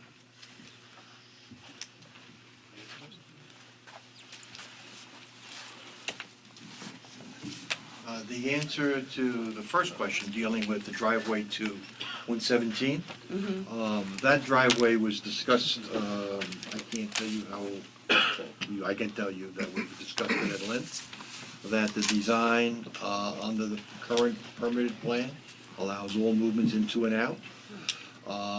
The reason is I can't restrict the driveways because one of the conditions in the resolution is the fact is that all deliveries must come to that particular location. So the thing is, I can't at one time agree to have all the deliveries and then at the same time say we can't put left turn lanes, left turns out of there. The queue will not be, in the ultimate plan, I'm talking about the final design plan, because nothing's changed in the interim with respect to that driveway. The queue will be less. There will be the ability to make a right turn on red in the ultimate plan. That has not been restricted by DOT. The only reason we put the no right turn on red now is because we're doing, during the construction work, and we want to make sure that the traffic can at least flow reasonably well and not be in conflict. You're talking about the left turn lane off of, Well, I'm talking about the right turn lane from southbound 117, making a right turn onto Roaring Brook Road. That is not restricted to only red. You can in the future make a right turn on red. It's only restricted during this interim period. Well, I'm saying the reason is because, if I understand it correctly, is because you want, with the shorter left turn queue for cars going Right. north. understand. And I have you wanna conflicting make those movements, I cars want on to a- make sure. My concern too is, so when But the this left turn is was, still being permitted, and the queue, ultimately, the queue will diminish because of the two lanes being available in the southbound direction. my concern, I get what you're saying about traffic, I know, and especially deliveries, because trucks are not allowed on the Sawmill River Parkway, and there are no trucks on Roaring Brook Road. Right, that's what we want to make sure So, of. my concern though is, doing all these traffic studies with models on a computer in a vacuum is one thing, but actually sitting there in a car or walking there or standing there is an entirely different thing. This is ridiculously dangerous. Because let's just say right now, you've got cars in this small area. You've got cars going all different directions at Roaring Brook Road. You've got cars making left, making right, going straight from both directions. Then you've got cars, very short to that, trying to make lefts and rights into and out of the entrance to the site. Then you've got, right next to that, cars trying to make left turns and right turns, inside and out of Annandale. So you have a very, very dangerous, small intersection here. And I need to know how. I don't understand how that's gonna be mitigated It's not during construction and even after. Well, after construction, we had multiple discussions on that. We looked at. In a closing- vacuum. Closing. And I'm well, seeing it now. I'm not talking about in a vacuum, I'm talking about after the construction activity is finished. The permitted plans by DOT allows that to be a full movement driveway. It keeps Annandale as it is today. I know, Full you movement. just said that, Right. but I'm asking you to, And we've had that this discussion on needs to be looked at, both with respect to the mitigation. It's really dangerous. I see near But I'm not misses. going back to the but beginning. I don't care. Okay. You're asking us right now, specifically with mitigation, if we're going to allow you to open this site early. Now, I'm watching every day, children almost get hit by cars, cars almost get hit in many different directions, as well as adults. It's a shit show over there, and for lack of a better term, it really is. So what you're asking me to do is fine, I get, when it's open, we can deal with that. But even now, when there's gonna be significantly more traffic, you've got flaggers, you've got cones, we're gonna have police, you've still got kids trying to get to school, that's not getting limited. And you're putting significantly more traffic in there. Our biggest draw is gonna be Whole Foods. You've got significantly more traffic in there, and this is a really dangerous intersection. So I wanna know what you're doing, other than putting police at the corner of Roaring Brook and 117, that's fine. There's another stretch of about a quarter of a mile that's not even, an eighth maybe, that's incredibly dangerous. So I wanna understand how that's all gonna be mitigated. If we're talking about restricting movements during certain hours during the construction period, that discussion can be had. If we're talking about restricting movements after construction and under the permit plan, we said, we've had that discussion. I want to understand right now Okay. what the mitigation is Well, during the answer is construction. we- Has that been looked We- at all? We have not looked at movements into and out of that driveway, nor movements into and out of Annandale. We were focused on the improvements that were being done at 117 and Roaring Brook Road. We were looking at the driveway to Roaring Brook Road, opposite high school. That's where the focus has been. We have not looked at that. But you're not looking at the entrance to the actual site that you're asking us to open? In fact, what happens is, that's the first time anyone has ever discussed in public that particular But that- discussion. I would think the entrance to the actual site that you're asking us to open is something that should be considered, considering it's right in the zone of construction. We can agree to disagree, that's all I can say. Okay, I would like that studied. I'd like to see some sort of mitigation for that area. So if I may, can I just make one more suggestion? As you're going back, so I don't know that I'm in the same place yet that Bob and Rob are at with regard to willingness to consider revisions to the mitigation plan and whether or not we'd be willing to provide relief to the conditions. I'm still of the mind that when it comes to the safety of our residents and our high school students, that's not a give and take, that's a must-have. And so I don't know that I'm ready to provide that relief, but I must say, I must absolutely implore you to not come back to the town board with a plan that has the possibility of a head-on collision with that left turn lane. That is just a red flag for me. I can't believe it.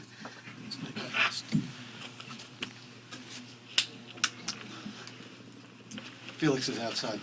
Mark, forgive me, I have one more observation for John, and then I'm done. And this is a detail.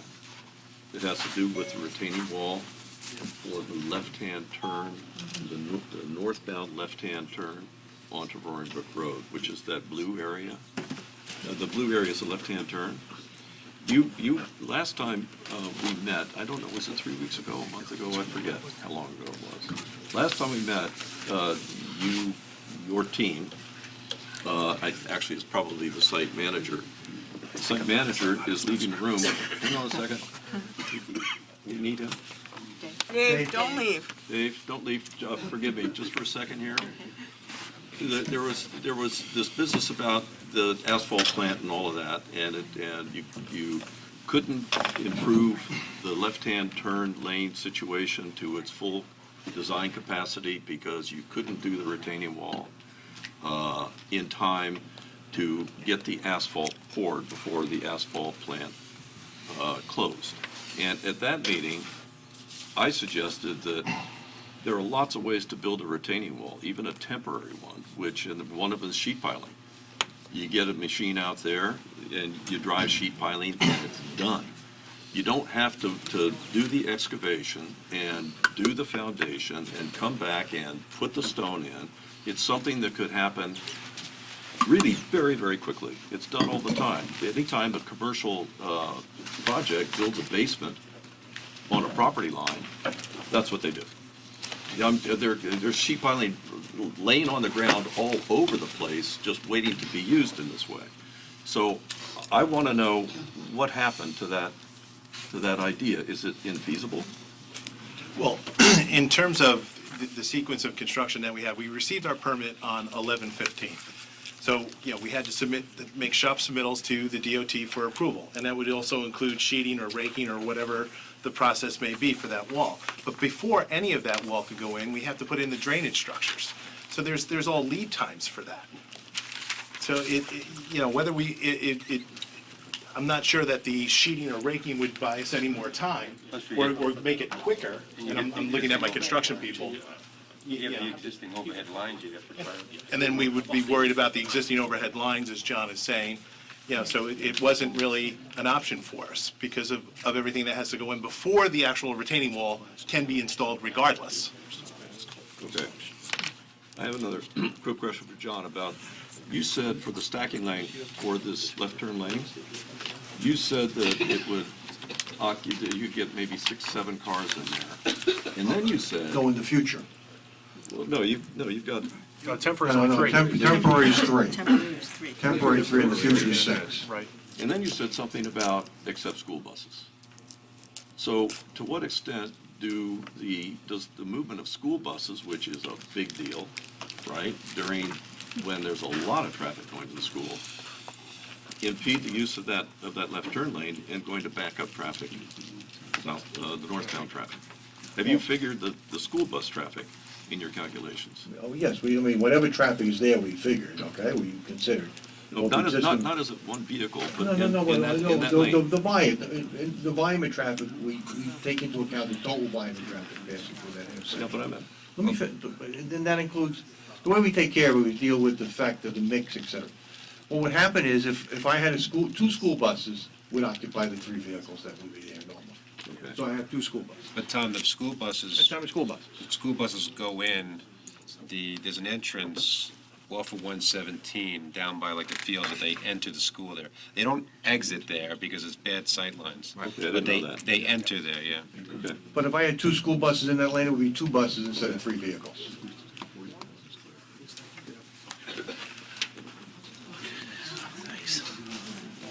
Hi, I'm Felix Charney. Project over on Roaring Brook Road we were thinking about talking about. So we went out in the hallway. First I got to ask Whole Foods a question. Anthony,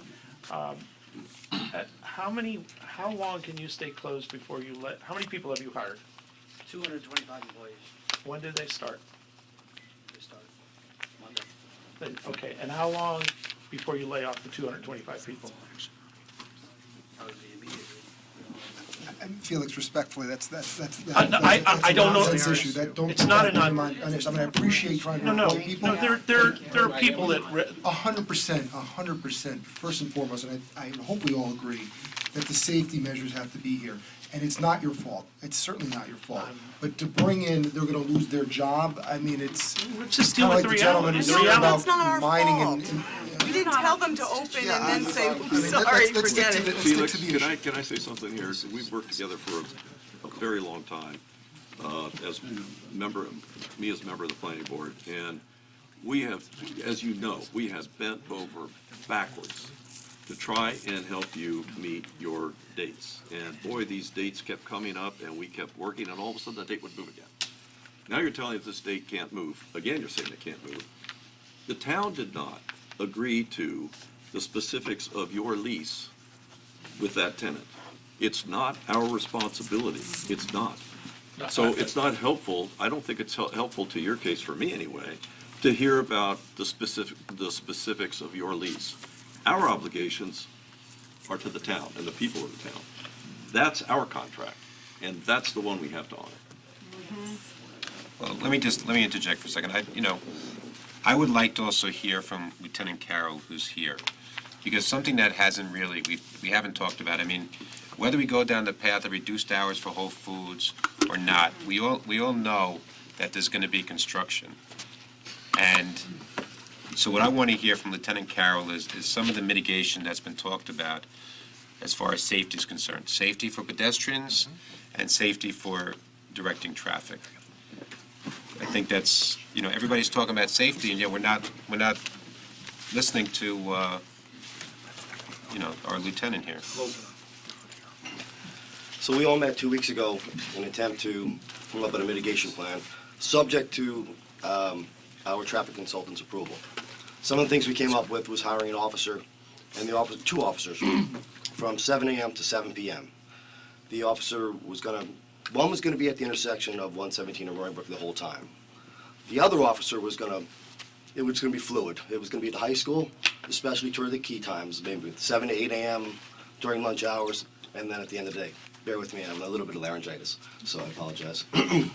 But if they weren't needed and it was downtime at the actual entrance to the school, they were gonna go up and move to the entrance at Roaring Brook and the crossing. So it was gonna deal with Annandale and the crossing. 117. 117 and the crossing, so the officer the one was gonna be at 117 Roaring Brook, the other one was gonna flow where it was needed. Worst case scenario, if we needed all three, we would pull the SRO up to help out at the entrance to the school. Those were the main traffic concerns. An officer there does make a difference. People slow down, they're professionals, they deal with the situation and move traffic accordingly. We came up with suggestions of putting message boards north and south, warning about the new traffic patterns, a new traffic light on 117, and also east and westbound on Roaring Brook Road. As for the bus stop, there's some confusion. They'll move it north and south on 117. That's not a problem. The problem for Beeline was actually moving it into the site. That would be something they would have to agree with. Well, Summit Greenfield would have to agree with it. They would have to make changes, and that can only happen 3 times a year. So moving it north and south on 117, not an issue. So, and I think they've been addressing that. Any other questions? Is there a way to set up some sort of traffic device, a camera for people who do in fact block the box once the police are no longer there? So if it's delayed, if there's a vehicle not moving, is there any means or mechanism to do that? We don't have the capability. Something I tell you that the chief came up with earlier was saying that maybe we need to try the mitigation plan without the stores opening to see how traffic flows. Because we're talking about adding it, opening it with all the extra volume. So let's see how it works before we even consider. Like starting tomorrow? Well, you're not ready tomorrow, right? I mean, you're not ready. I mean, you guys are talking about being ready Monday. I'm sorry to be speaking over the crowd, but just putting traffic control officers out there now. Per Rob's You have construction folks out there now that are stopping traffic, so it's not a test. If you were considering if you have the mitigation plan, trying it, we would be there before you actually added the additional volume of the opening. Good. I mean, I think one of the other concerns is, I know you folks, when I said the PD was involved in the analysis, and the fire department relied on your analysis, and then the emergency services ambulance relied on your analysis and kind of piggybacked. My concern is, first of all, their borders are wider than yours because they're going to Mount Kisco. Hopefully it doesn't back up that far, but we did discuss it backed up to Lexington. And a fire truck is a lot different than a police car. I understand you're not a fire department. Do you see any issues that you're uncomfortable with that would give anyone pause, or anything you would want us to address or ask of the applicant, the developer, pardon me, that would better accommodate emergency services for you? Whether or not the mitigation works, anything else that you would want to see in addition to, even though they didn't voice it in your knowledge base, for a fire truck or EMS? You know, I'm sorry to put you on the spot. that's okay. Our intention was to be there to help mitigate based upon our consultant's approval of the plan. So if they thought it was workable, then we would be there to make it workable, or to get through it, and have an officer help and move around.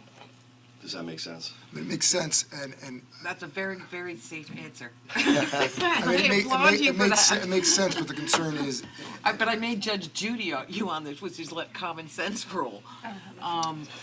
And I think that, you know, the consultant definitely needs to take a look at this. We haven't even seen the consultant's review, we just got this, so no matter what happens, we need to get a perspective from the consultant. So December 12th, you know, it's just not a physical reality given this late date, it's the 4th. it wasn't going to do with Lieutenant Carroll. And they're just making- Lieutenant Carroll, can you talk also about pedestrian safety in that area as well? So part of the reason for the no turn on red going southbound was because of where that crosswalk is. So if you have the northbound traffic making a left onto Royenbrook Road and going straight north on Royenbrook Road, and the red light above you, there's a false sense of security, possibly, right? Because they're gonna see the red light here and have to possibly deal with Lowe student folks. So nobody's gonna be going right, so then the red light. Concern is for the pedestrian, that they're think it's safe to go, yet the queue is for traffic to still go northbound, and they may step out in traffic. So there is concern with pedestrian safety at that intersection. Well, you could have a left turn arrow on a signal and not have through traffic going. You would not have north or southbound traffic going. Right. Right. But I think the plan was to go, the way it is now, was to go northbound and left turn. Well, yeah, but if that's gonna impact pedestrian safety, I would rather someone wait an extra 30 seconds to go than worry about a kid dying. Absolutely. So to me, that's not even an option. But in terms of that whole area, I mean, there are kids walking on Royenbrook Road all the time. People are picking up and dropping off on that road. I mean, are you at all concerned? Oh, of course. I mean, pedestrian safety is paramount. The schools tells us there aren't any students crossing Royenbrook Road to walk to school. First of all, there are students who I personally know who live in Chappaqua Crossing right now who go to school at Greeley. So that's just not true. I walk across to get to the fields. Yes. That was 117 that they don't cross. They cross Royenbrook, they don't cross. I apologize, I'm at 117. Okay, well, my children actually do walk across 117, so I know that's not true as well. And I see them walking all down, you know, the neighborhood to go out to cross 117. So I don't know where the school decided that was true, but that's not true. If an officer is at that intersection, though, in the beginning, And kids pedestrian run safety down that will- street too, pedestrian just so you safety know, will be from improved the high because school. the officer will be there. I'm going to be like Mr. Kirkwood here and say, I think to move things along, I think there's no approval as it stands now. You don't have to stand there anymore unless you want. We approve of you, Lieutenant Carroll. Why don't we? Can I just add one thing, Jerry? Yes, Just please, when you asked Chief. if there was any other things. Come Somebody forward, brought it up please. about, I apologize. no problem. This is Just Chief somebody brought Ferry. up This is about- Chief Ferry. Chief Ferry. Somebody brought it up about officers doing traffic in the dark. And so I think if we are going to be doing the traffic there, if they could provide lighting, it's even in the PBA contract, there has to be lighting on crossings. So I think some type of good lighting at both of those intersections for officers doing traffic should be added. Downtown in Great idea. Chappaqua is so difficult even now. I mean, a rainy, dark night, it's so dangerous, even with your guy right here down by the train station. So up there where the traffic is going to be moving perhaps quicker and much more traffic, I don't know who will get that assignment. Maybe someone who's been acting up and you give them the bad assignment, but that's a very, very dangerous assignment. Yeah. We also have to balance that, though, with the concerns of residents who live there who maybe don't want their bedrooms lit up like it's daytime, or who have Well, children. we're only I there mean, till there are a like lot 7 or 7:30 at night, so. It's only till 7 at night? You know, I've listened to a lot of important things and people's concerns, and including the applicant's concerns.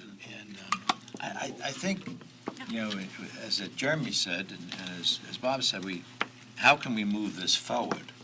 And, you know, I think that taking Tom's thought as to why do 100,000 now, do 40,000 now, and, you know, when the physical life support, whatever the name of the place is.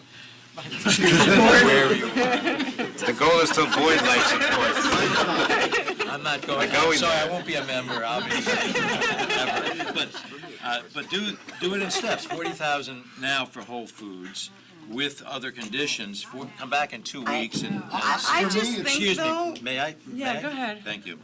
And then 40,000 and maybe whatever the next step is for the gym, and then 20,000 maybe in a month or so after that. Now, why would we do that? Well, certain things would have to be done.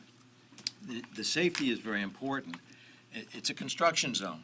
Post that the way ahead that we reduce the speed to 20 or 25 miles an hour. I'm sure the DOT will hate that, but that's too bad.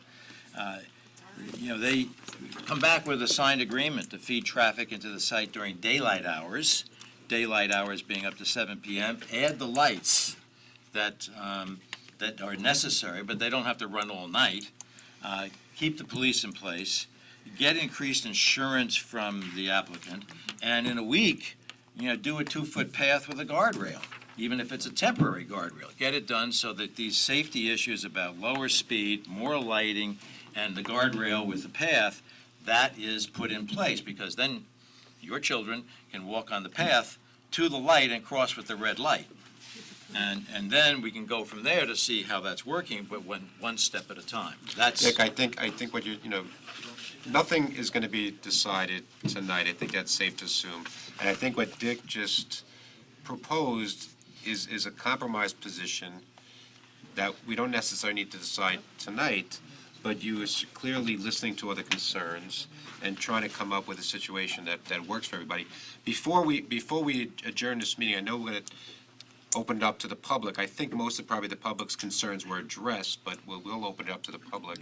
I would like to hear from our traffic consultant who is here, and he's wearing a bow tie, so we'd all be foolish not to listen to him. As he walks up, I just want to make it clear, I certainly believe in compromise within reason, but polls equal no compromise. Polls got to go first. Well, Jeremy, That's that's a non-starter. no So- question about it. There are certain things that we don't need to compromise Right, on. it's a it But doesn't even the start point is, we don't the need to question. decide anything right this second. I mean, Right. the applicant may want us to, but it's clear that we're not in that position right now. Lou, what I'd like to do, I'd like to introduce you, but also what I'd like to ask you is something that Dick mentioned, is more the right turn movements. Why can't we direct that traffic right into the site? If they're going to the high school, they go right across at the new entrance. If they're going down by the sawmill, they go right through the entrance, right to the site to the sawmill. Again, Lou Lugio with Sam Schwartz Consulting. The southbound right turn movement, based on the applicant's traffic study, approximately 5% is going into the site, coming southbound right turn into the site. And the purpose of the right turn was a couple of things. One is to provide for additional storage for some of the vehicles that would continue and take Roaring Brook Road and make that right turn. But the main part of it was to provide extra green time for the northbound left turn. And so with that, you're able to store some vehicles. And it does work. It does give additional green time to that northbound approach. And just keep in mind that today, you only have one lane approach going northbound. The reason for in the temporary condition, just so that you know, for the no turn on red, the major part of this is if you allow for the southbound right turn and the northbound left turn to go at the same time, there's only one lane that goes into Roaring Brook Road. And so my concern there was, we're going to have a backup then for the northbound approach. The northbound left turn will have to wait for the right turns. And that was our recommendation, to put in the no turn on red during the temporary MPT plan. Question, how wide is that? Is it wide enough to have arrows and a dividing line to, to funnel the traffic in it's from not. the right and the left? No? It's just not wide enough by only a few feet, but Temporary measures aren't wide enough? No, along Roaring Brook, to get 2 lanes, even for a short period, distance there, it's just not wide enough to do that, even in a future condition. So, if that's something that could occur at some point in the future, that probably would help. But again, from my perspective, in having a left turn, northbound left turn bay of only 3 vehicles, in my opinion, I'd rather not have the left turn bay then, if it's only going to be for 3 vehicles. If it's that short, I don't think it's going to provide that benefit of actually having a lane. It's kind of that false sense that people may actually then back up and create an additional problem where now the southbound direction is blocked because people are trying to get into that, shorter left turn bay. And again, just the final thing is that we're still reviewing information up until, a couple hours ago. So, and we will continue to do that and provide our input. We also owe the town our input on activating the traffic signal that's in place, that is in blinking mode now. And I'm hoping that maybe by tomorrow, we can give you our recommendation and opinion on that. And Lou, Go ahead. can you just, while you're analyzing, can you also look at the compromise that was proposed by some members of our planning board? Would it make a difference if it's 40,000 versus 100,000? I mean, my uneducated thought would be that the majority of cars are coming to Whole Foods, which is the 40,000, and you could have 100,000 if it's all Fidelity Investments and a Chase Bank. How many people are actually going? But the predominant number of cars are for that first 40,000. But I'm not an expert, so I'd be curious if you could tell me if you think it would make a significant difference one way or the other if a smaller amount of square Well, it's a footage was usage issue, not a authorized. percentage, right? Right, that's. See, and also, what I'm concerned about is the poles that are in the, in the southbound lane. And either they come down, or we direct every single right turn into the site and just keep that lane closed I until don't those know if we poles can come get, down. I don't even, I speak for myself, I don't even know if we get there without those poles. That's just, with those poles, pardon me, that's just. Well, I'm saying assuming that the poles are still up there, if we directed every single right turn car into the site, the question is then, are the cars that are proceeding straight a sufficient distance from those poles to keep it safe? Well, as far as the poles are concerned and the Jersey barriers that are proposed to abut the poles, so basically, the pole and the Jersey barrier would act as a wall, so you wouldn't have to go around poles. It would basically be a wall. And it would work. The problem is, at some point, those poles will have to come down. And so you have a temporary condition that we're not sure exactly when that temporary condition now will be a construction site again, and those poles will have to come down, and the temporary plan is not working as it anticipates. So that is the other issue. So I'd like to ask you, so I kind of see your role as a little bit of doing kind of the quality assurance against the work that Masser has done with running their analyses. And when I'm looking at the cover memo of their request to this board, they're telling us that what they're requesting from us, quote, will not in any way compromise life safety, and later on they say, and will not result in any potential adverse traffic impacts. I don't know if you're ready to speak to that yet, if you've had enough time to analyze that and to look at their math, but at some point I would like a recommendation from you as to whether you agree with those findings. I'm not ready to do that fully, but I'll tell you that during any maintenance and protection of traffic plan like this, a construction plan, everything should be slower, which causes more congestion. Adding more traffic to it probably causes more congestion as well. So from a safety standpoint, you want it to be slower, but as a result, things are going to be more congested. And then compounded with. Right, and I think, again, just. That's really the question. So It's prima the facie, it compounding. doesn't make sense. Just from my perspective, it really doesn't matter if it's 40,000 or 80,000, can't be the entire site, but the plan itself only has a certain limitation in terms of capacity. And so we're, it's a good plan for being an MPT plan for what you have. It's not the end plan. And with police at the intersection, it could potentially work. And one of the suggestions that we did have was, and I think Lieutenant put it also out there, was to put the plan in place to see how the plan works by itself. And obviously, if it doesn't work by itself, then you really can't open and have it going. I think partially, having the store open for a reduced portion of the day also is something that could be explored as well.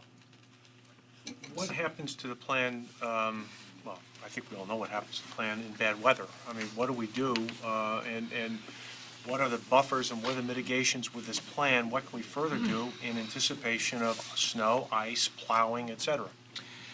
I think snow has to be completely removed. There's just no room to put additional snow. There's anywhere from 1 or 2 foot shoulders on the roadway during the plan. So, and that could still be accomplished for a length up and down 17 to remove that snow.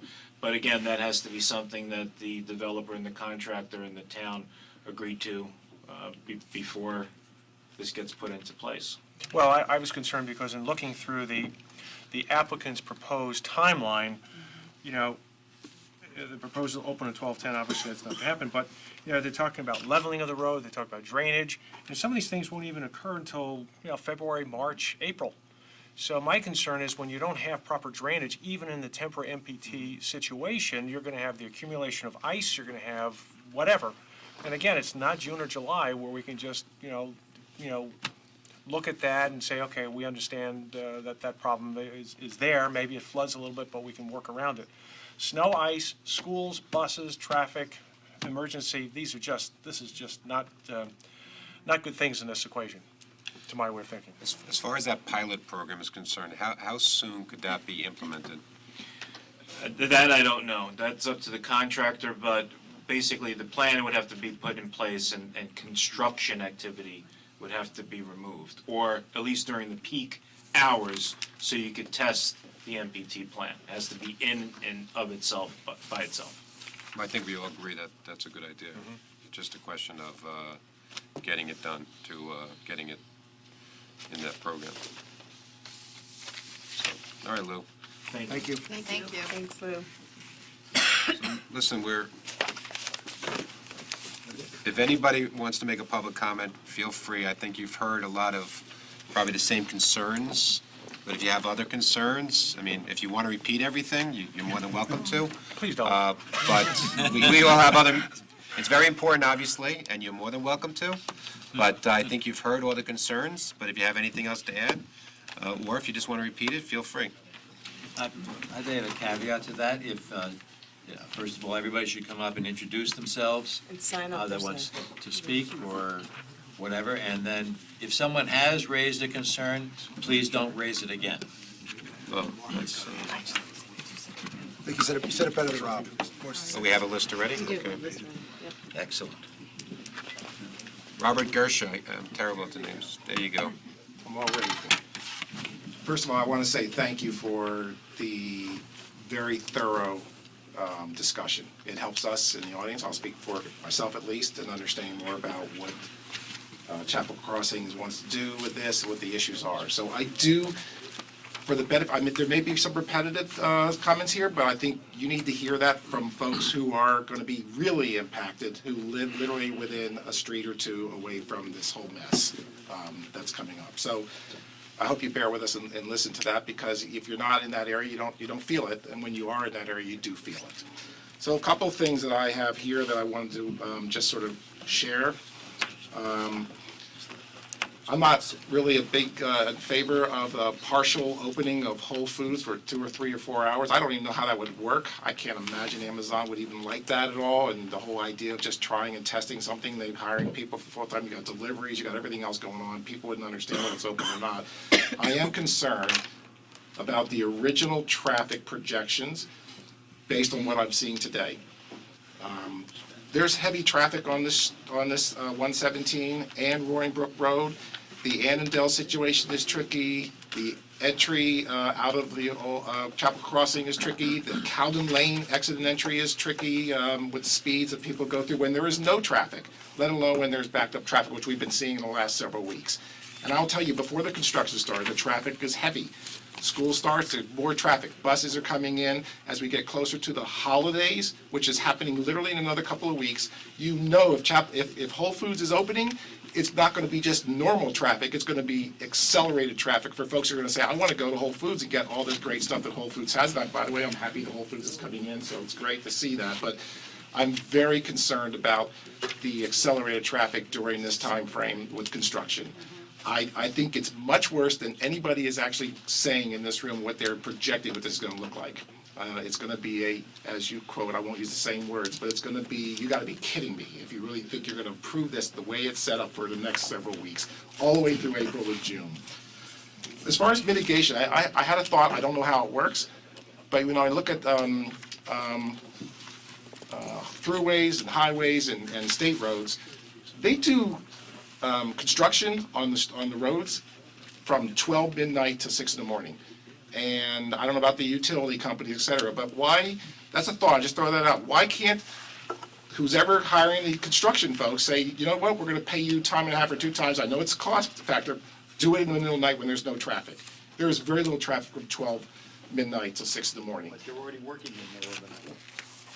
That may be true. That may be true. They may be working in the middle of the night, but the traffic is so much less than it is during school time, et cetera. It may not be an option, but I throw that out as a mitigation suggestion. I think the utility companies are. I don't know if they're doing It's definitely the construction. utility companies. Utility I drive by companies are there at right. 11:30 at night on my way home. It's definitely the utility companies. Yeah. So I just throw that out as food for thought. We've raised that issue before, as far as 24 hours a day, 7 days a week, but that didn't seem to happen. Okay. Trucks, I'm very worried about when Whole Foods opens. They get deliveries, and those deliveries are done by semi-trucks and even bread trucks and milk trucks, et cetera. I absolutely, you don't see many of these semis coming up and down 117. They do come up down 117 to get through Pleasantville, Mount Kisco. They're going straight. They're not turning anywhere near where we are. I am very concerned about an 18-wheeler trying to turn with the traffic levels that would anticipate, depending on their timing, if they come in the morning, the afternoon, or even the evening. I don't see how it's going to work. I think it's going to be a nightmare situation where these trucks can't turn properly, they can't get in and out of traffic, and it's going to back everything up. So I throw that out as a thought. Snow, I'm glad somebody brought up the snow thing. You're right, there's no way you can put the snow on the side on a foot of snow. I don't know how you're going to even deal with that. So I appreciate the fact that that came up. As I said earlier, I'm concerned about Annandale, the Cowden turning out. And I think the only other thing is, we're talking about what it's going to be like the next 6 to 8 months for us to deal with this, who live locally, would just be unacceptable as far as you guys here are representing us. And I think, and I appreciate the fact of the question you had, but think about what we're going to have to go through on that road, getting access in and out of the, I have to get to work. I don't have to do an extra half-hour commute just because of traffic. It's not fair to me. And it's not just being selfish, but I think you've got to put yourself in understanding how bad this is going to be with the construction and opening up Whole Foods, Lifetime Fitness, or anything else during this whole process.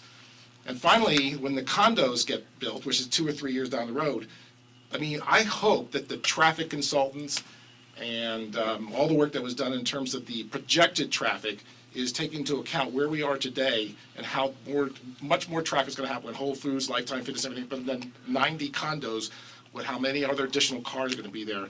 I'm very worried about that. I think a month or 2 ago, I was in the planning board meeting mentioning this. I don't know if that's been addressed at all, but I throw that as something longer term to consider, and that's really all I have to say, so thank you. Thank you. Margaret Gillerin? I won't belabor it by going over a lot of what's been said, but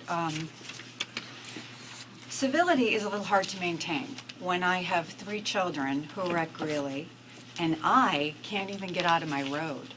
I live on Southview, and with all the traffic engineering experts we have, it's odd that no one could even bother to put up a do not block road sign when I'm trying to get out to make either a right turn to go to 117 or a left turn to get on the Sawmill. You know, I could do a better job with a poster board and some markers. So I'm making a formal request that a sign saying "Do not block road" with respect to Southview be put up so that I and my neighbors can get out of our road. First thing. Just so you know, as far as making a formal request, I'll give you some precedent. One of your neighbors on Southview Yes, I know, Kara. made a formal request for a no standing sign because people going on your road to drop off kids. And that was a formal request, and we had a local law, and we changed it, and now we have a sign that says no standing. So making a formal request is good. This is the first time I'm hearing this particular formal request. So we'll Wouldn't it be definitely common take it. sense We're to put up definitely. a sign that says "Do not block Well, road"? you got it. I'm glad you're making this formal request for the first time right now, and we'll act on it just like we did with your neighbor. In fact, you have somebody in your cul-de-sac, by the way, one of your neighbors has little kids, and the bus is actually willing to come into that cul-de-sac to pick up those little kids, but for the fact that one of your neighbors is not willing to actually trim back their bushes. I think it's a great idea, and I thank you. Thank you, Thank you Helen. very much So the for point not is, we need. making me become defensive about what my neighbors are doing. So the point is, we've been saying. very responsive as far as no standing, trying to get the bus company to agree to go in And there. you ought to be. You know why? Because you're the town board. And we are. I'm not, yeah, we don't want to, we totally hear So what you're listen, saying. It's a if you good can get in suggestion. contact with that neighbor and have them prune the Do bushes, you want to keep going, or do you want to get back to the matter we'll at get the hand? bus stop to go in You there. can keep going Wouldn't if you'd that be like. good? Wouldn't you want your little kids to get on the Time bus out, time inside out, the time cul-de-sac? out, time out. Thank you very much. Okay, I have a few more things to say about the project that we're actually talking about. Safety of the kids. Traffic is horrific and dangerous. And I'm not talking about, oh, I'm inconvenienced. It takes me an extra half hour. That is annoying, and I completely agree with the gentleman who said he's got another half hour in his commute every day. What on earth do you think is going to make this horrific and dangerous traffic situation better by increasing more traffic, more people? It's not. It's not. This idea that, you know, we've got a high school, we've got inexperienced drivers, as Ms. Katz said. We've got distracted pedestrians, because what are teenagers doing? They've got their headphones in, they're looking at their phone, and they're walking down the road. Adults And the too. gentleman who talked about, oh, the town will have to buy any claim, I'm not that worried about the town buying a claim. I'm worried about my children being injured, killed. And anyone who is in favor of this proposal of opening before, you know, so that we can have, you know, Whole Foods open, if anyone gets hurt, that's on you. That is on you. And I'm vehemently opposed also to this idea of restricted hours, as somebody else said. How is this even going to work? And so people can be injured 9 to 6, 9 to 3. I just don't buy it. I am absolutely 100% opposed to granting any occupancy until the traffic conditions are sorted out. Thank you. Thank you. Thank you very much. Scott?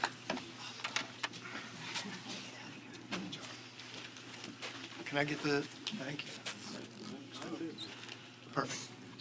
My name is Scott Rose. I live at 4 Colony Row, which is right here.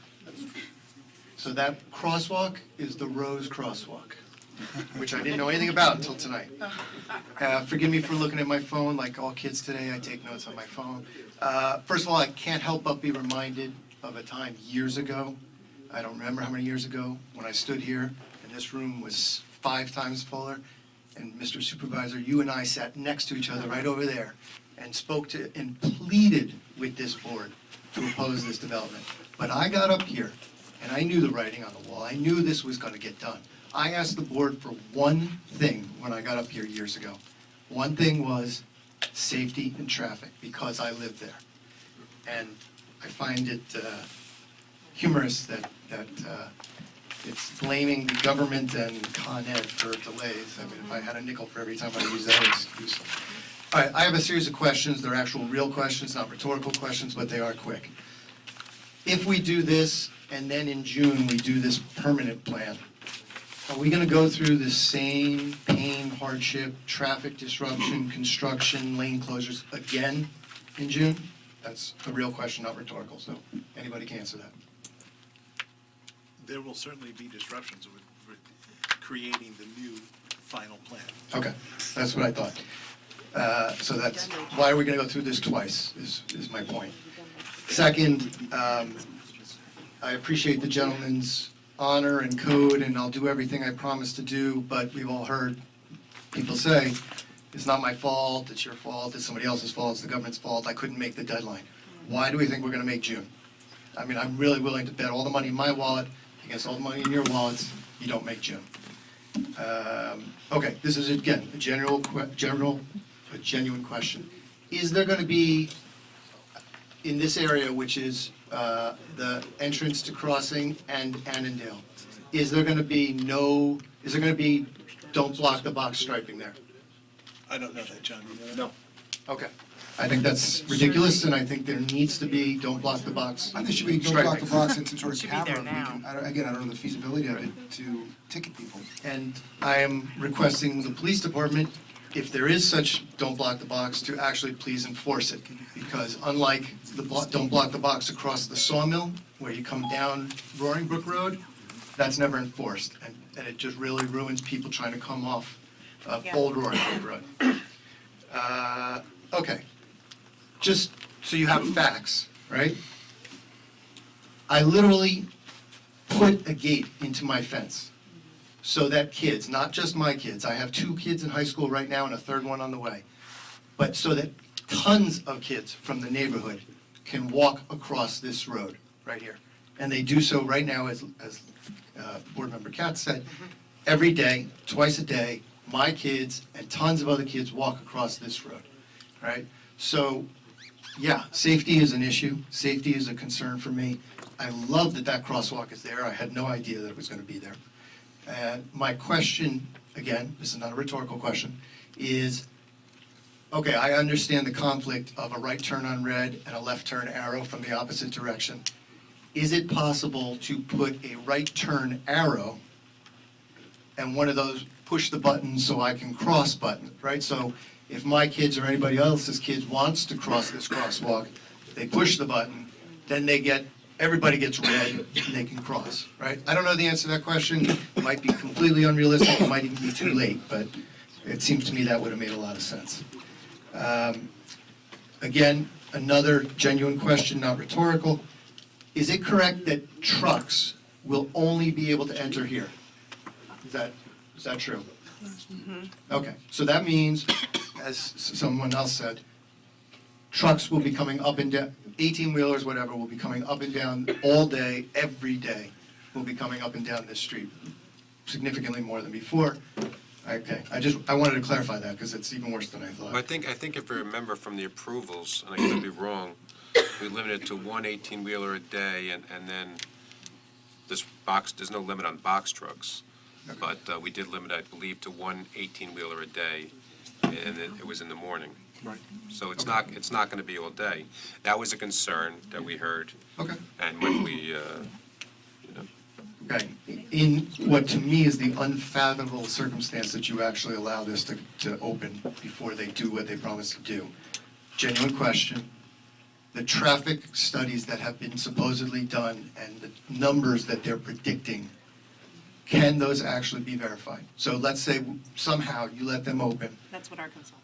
Okay, so someone's actually going to be there clicking, I'm trying to find them, yeah. Someone's gonna be there with a clicker, counting traffic, and actually. I don't think they use a clicker. Yeah. They have a line on the street. That's Okay, okay, because I just want to make sure, so that Record, if yeah. someone says there's going to be 10,000 cars and there's actually 40,000 cars, we know what I that don't opinion's know, worth. I think before we go and say, yeah, that's what a consultant is for, the consultant is going to have to make some level of projection in terms of the volume of traffic that this retail site is going to generate. The real question is in the seeker document that was submitted and accepted by the town, okay?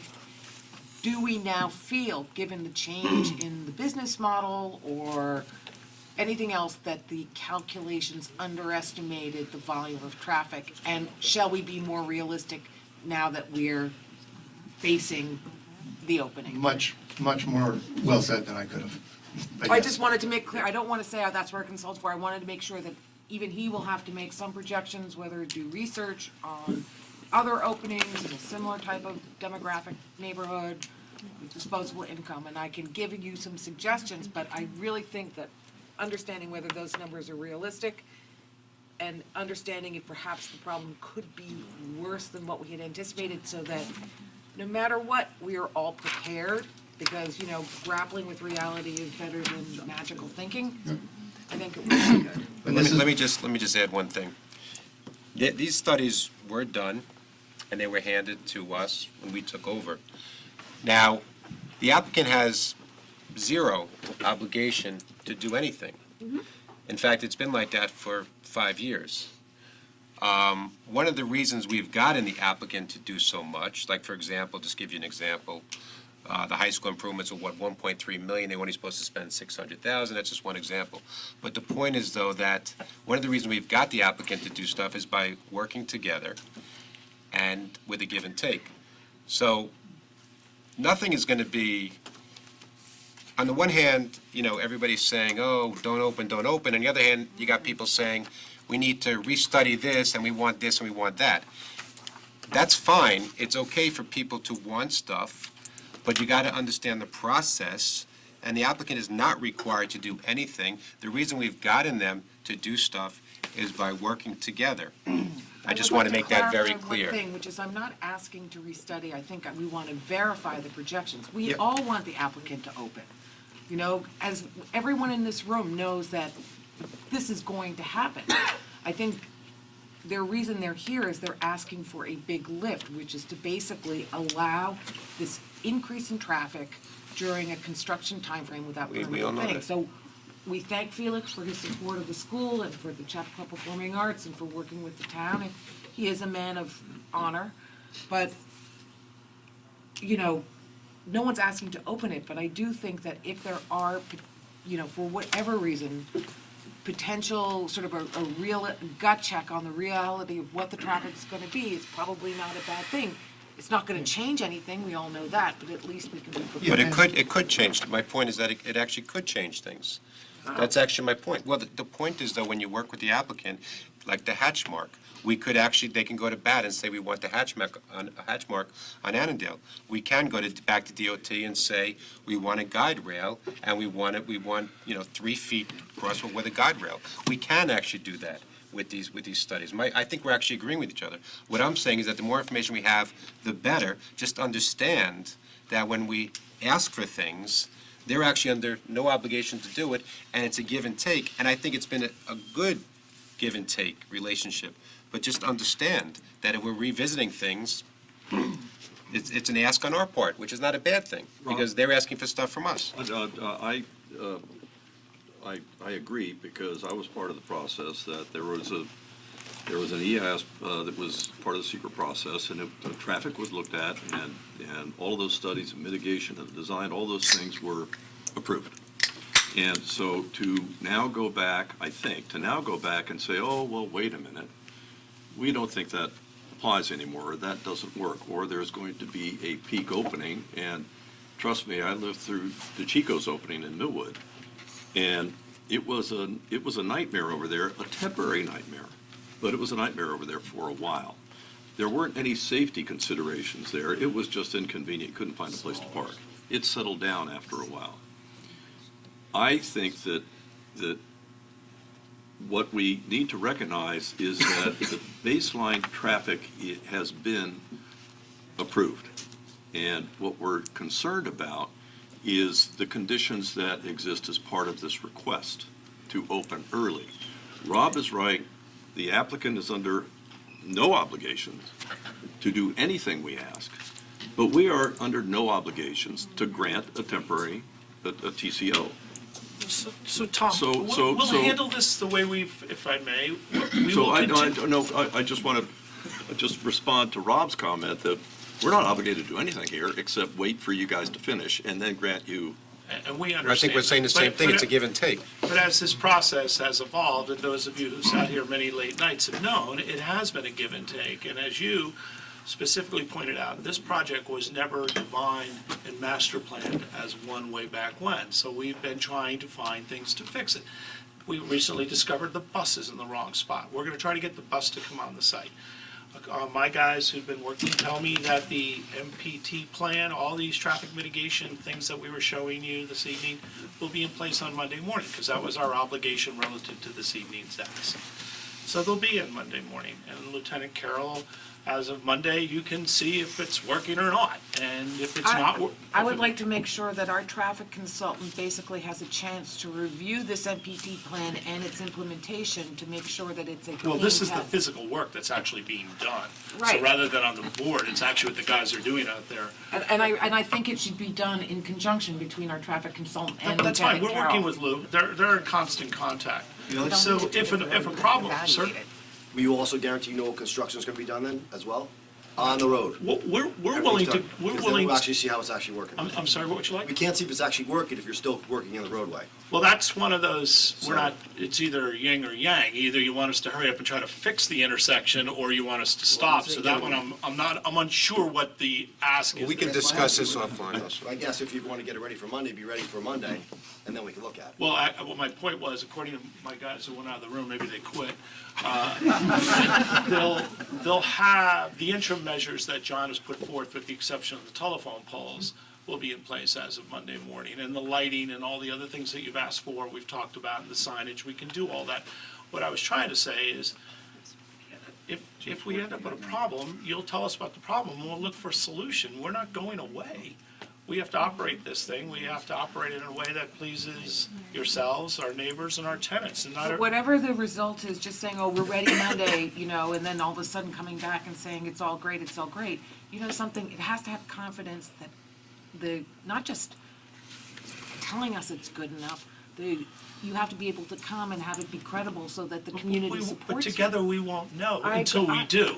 I agree, which is why So- I'm saying, I think the right way to approach this is to be a little bit systematic, not much, a little bit systematic, and work with Lieutenant Carroll and work with our traffic And consultant. we're happy to do that, And have it be formalized, so we actually get a written report that basically says, this is what this means.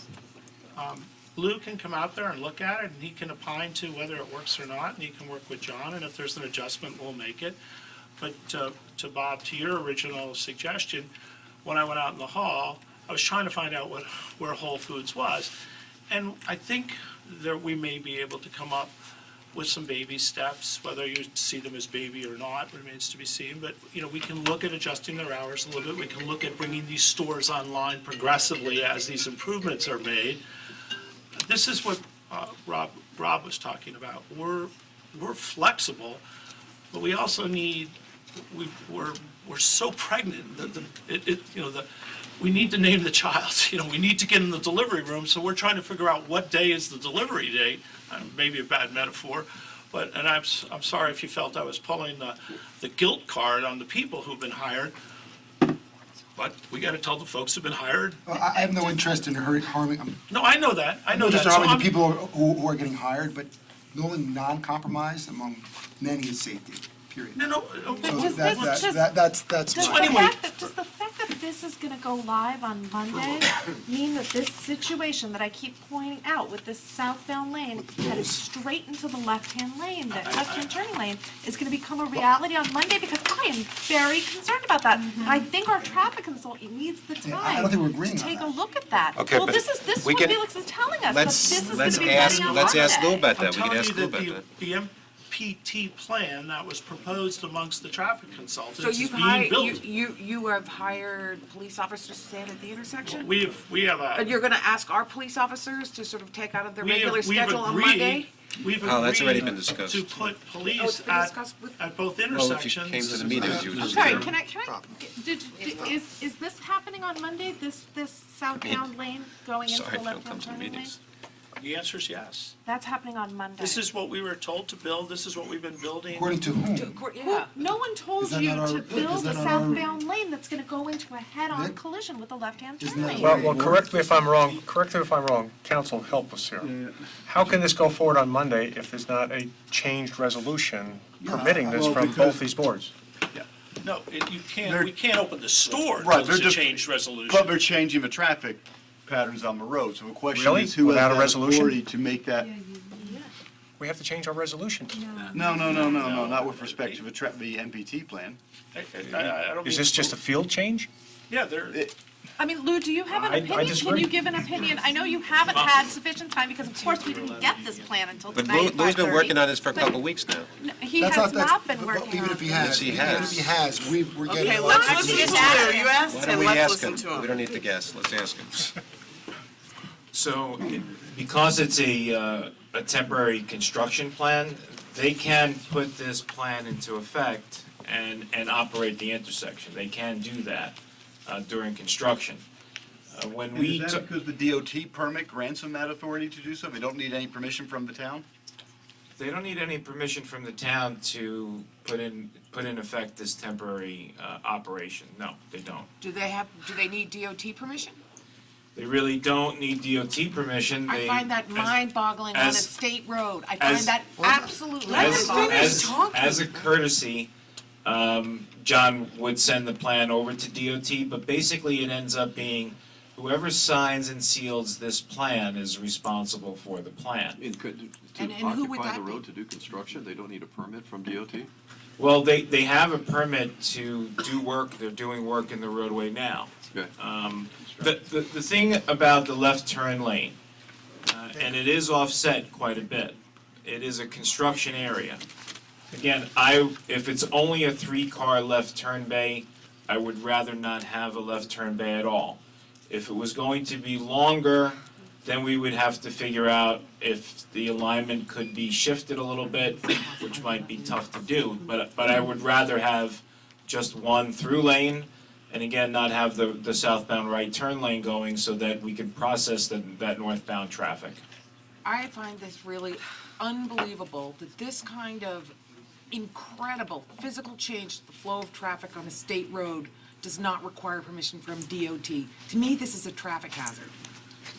Well, I understand this is the mitigation plan they want to put through so that we can get around the but- fact that the telephone poles aren't going. And Bob Kirkwood is exactly right, that this is a liability on the town. When an accident happens in this intersection, the town is going to get sued. And this is the life and safety of our high schoolers that we're putting into this plan. I mean, this is scary to think this goes live. And I think Well, hold on. we've I all been think saying the better way tonight to- also is that, we've been talking, we heard about the first conditions, and those are septic and sewage and relining things. Felix, you said, if we have a problem, we'll work it out. We don't want a problem at all in safety, that's the whole issue. I mean, the other stuff we can work out, we can do pipes and we can do drains, that kind of stuff, and wetlands, but this we really have to get right beforehand, and I think we're hearing, I join the board members over here, I'm very shocked that we don't have input on this. Well, here's my position. I think it behooves the developer, Summit Greenfield, to work with our traffic consultant before you put this in effect on Monday, and you certainly have every right to do so, as we have every right to ultimately make a determination when you open, and I think that'll have an impact when you say working together. To me, it's not acceptable that there is that potential incoming issue in the polls. Again, you may have that right, and we certainly have our own right to manage and handle and make a determination as to when you open. So I think it behooves us to work together, and before you do so on Monday, have a thorough conversation, and knowing this is not going live in a couple of days, I don't think it's gonna make a difference but it will give us the time and the opportunity to make a determination as to how to mitigate. I just want to add one more point, and the ultimate authority is really not. Safety. It's safety. It comes back down to your police that will say, this can continue, once it starts, right, and they find out or they identify that it is a problem, they can shut it down. They have the ultimate authority at the intersection. I get to that point. Lou, let me ask you a question. I just want to say one thing. There seems to be a fundamental misunderstanding. Lou, correct me if I'm wrong. This is not the first time you've seen this. You've been working with the applicant. You know, somebody just suggested Lou should be working with the applicant. That's a good suggestion, and that's what's been happening over the last 3 weeks. When did you see this plan for the first time? We saw this plan last night. So he's been working since 4:30. Okay, wait a second. Wait. Ivy, that's not the applicant. They've been working together for 3 weeks on this. We have been working came out together last to night. come up with 3 weeks they've been working on this. modifications to this plan. But yes, this plan has been worked upon with us. I think the fact and them. that I totally appreciate that, you're working with them to try and come up with the best plan. But the fact of the matter is, the paramount concern is safety. Yes. And, to sit there and, in essence, be equally vested in whatever they come up with is kind of, it's a little bit of a rub. And I think it's really important that you keep yourself really clean so that you have an objective point of view on whatever is submitted. I don't Let think me that assertion just, is. I need to say something that's really important here. Lou has been, when we say Lou has been working with the applicant, he's been reviewing the plans that the applicant has submitted in draft form to the staff to advise whether or not this is good enough and in a final enough form for board consideration. No way, no how is he sitting right next to the applicant and planning this out. And by the way, I need to explain that to you. Allow He is me- our consultant. Allow me to read the first sentence of a memo that we all received. Over the past 3 weeks, town staff Sabrina, Bob, Steve, Chief Ferry, and Lieutenant Carroll of the Newcastle Police Department, the town's traffic consultants Lou Lugio and Don Tone, town administrator Jill Shapiro, Les Diamond, and myself, Nick Ward-Willis, have had numerous conference calls, emails, in-person meetings, meetings at the site, conference calls and emails with the applicant, and overall strategy sessions. So this is, nobody is saying, the point, no, we actually been kept apprised of this, but the point is, though, that to say that, this is something that is being sprung on us, they've been working towards this. We may not like it, it may need to be tweaked, but let's not act as if, this is just something that has just been strung on us. They've been trying to work together to come up with a solution. Sabrina, when did you see the drawing of this plan? So I will be the first one to tell you, you have seen very little of the interworkings between, this is the third version. You've seen all 3 versions tonight. You've seen what was approved, you've seen the Without poles. without poles and with poles, okay? The with pole plan came last night after staff and consultant went for a field visit at 3:30 yesterday afternoon. Okay, we have been working diligently to try and get this MPT plan to a place where our traffic consultant, our police department, our town engineer can guide you accordingly, that it is a safe MPT plan, that there's adequate lane width, and that there's adequate circulation through that intersection. Okay, so we have been working in your interest. The first time that you have seen the plan with the poles was today, okay? There has not been a lot of time between these different development stages of this plan. We are working very diligently because the applicant has a time frame he wants to adhere to, and most importantly, the board needs to understand what is happening, what they're being asked of. So Okay, so Sabrina- that's where we are. Thank you for that. And one thing, just all of a sudden, big red flag for me. This is the Hollis first time I understood that you could do this kind of thing without DOT approval. I mean, it's shocking to me. It really is. The state should be involved in this. It's their road. Can I answer that question? No, I'm not finished. Just let me finish. Real quick. What concerns me is the statement that we, the town, actually has no vehicle by which to stop these improvements going, the temporary Yeah. improvements going into place. We have there's nothing we can do. They can proceed if they want, and this could be fait accompli. And then the powers that be on that side of the room come to us and say, well, if the work is done, you have to let us open. Hey, you have to give us our TCO. I'm nervous that kind of pressure is going to be brought to bear. Felix has never done that before, but the stakes are really high right now. And I think we ought to be really sure that improvements stop for now until we figure out what the right thing to do is. And I think that's part of the process that Bob Kirkwood and Rob and others have suggested.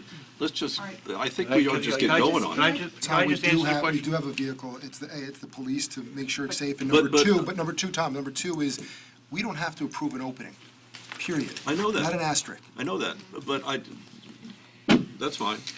I don't want, that's not the issue. We're not looking to go there. We're looking to work together, but we don't have, 100% we're working to work together, but if we're not satisfied I with the think safety. the fact that if Summit we're ready to- Greenfield let can me just- control yeah. the traffic on Route 117, can control it at one of the biggest choke points is, Let you me know, ask- just Let- because she's- they're allowed to because they've got a construction permit is mind-boggling to me. They can do those changes. Mind-boggling. Well, they They can can. do those changes. If Paula- we feel they're unsafe, we can stop it. Thank God. Okay, we can interject and we can take over the intersection and make it work how we want it to work. But can you stop construction and say, go put it back? Can we tell them to put it back? Yeah. No. Can you? No. Well, look, there is construction going on now. Chappaqua Crossing is being built, okay? There are traffic improvements and road improvements that have to be made, no matter what. The traffic, given that there's construction going on, forgetting whether it's opening right now or not, to put that aside, the traffic is horrendous right now with the construction that's not gonna stop for a while. So to me, whether or not we agree to open and give a temporary CO, the current traffic issue still has to be resolved, of how this is gonna flow during construction, which we know is gonna last until June, whether or not the site opens. There's still gonna be traffic, and it's significant traffic, so if this is meant to mitigate that traffic, even whether or not it opens, there's still gonna be construction going on there, so, which has to be mitigated. So to me, that's what we kind of have to look at also. Something has to be done no matter what. And we have somebody who could pay for the cops to be there 12 hours a day, Monday through Friday, where now they're under no obligation to do that. We need the opportunity for our traffic consultant to review this plan before it goes live. I think we all agree. I think what we've heard tonight, I don't think anybody feels comfortable with the road opening with the poles there. This was thrown on them last night. I don't think anybody really is comfortable with those poles. I'm not comfortable with the poles on Roaring Brook Road.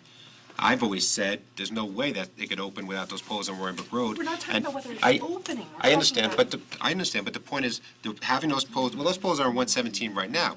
Having poles on a major road with lanes on both sides it was dangerous on Roaring Brook Road, but that's not 117.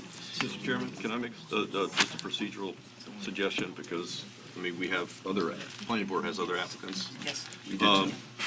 It seems to me that maybe the way to proceed is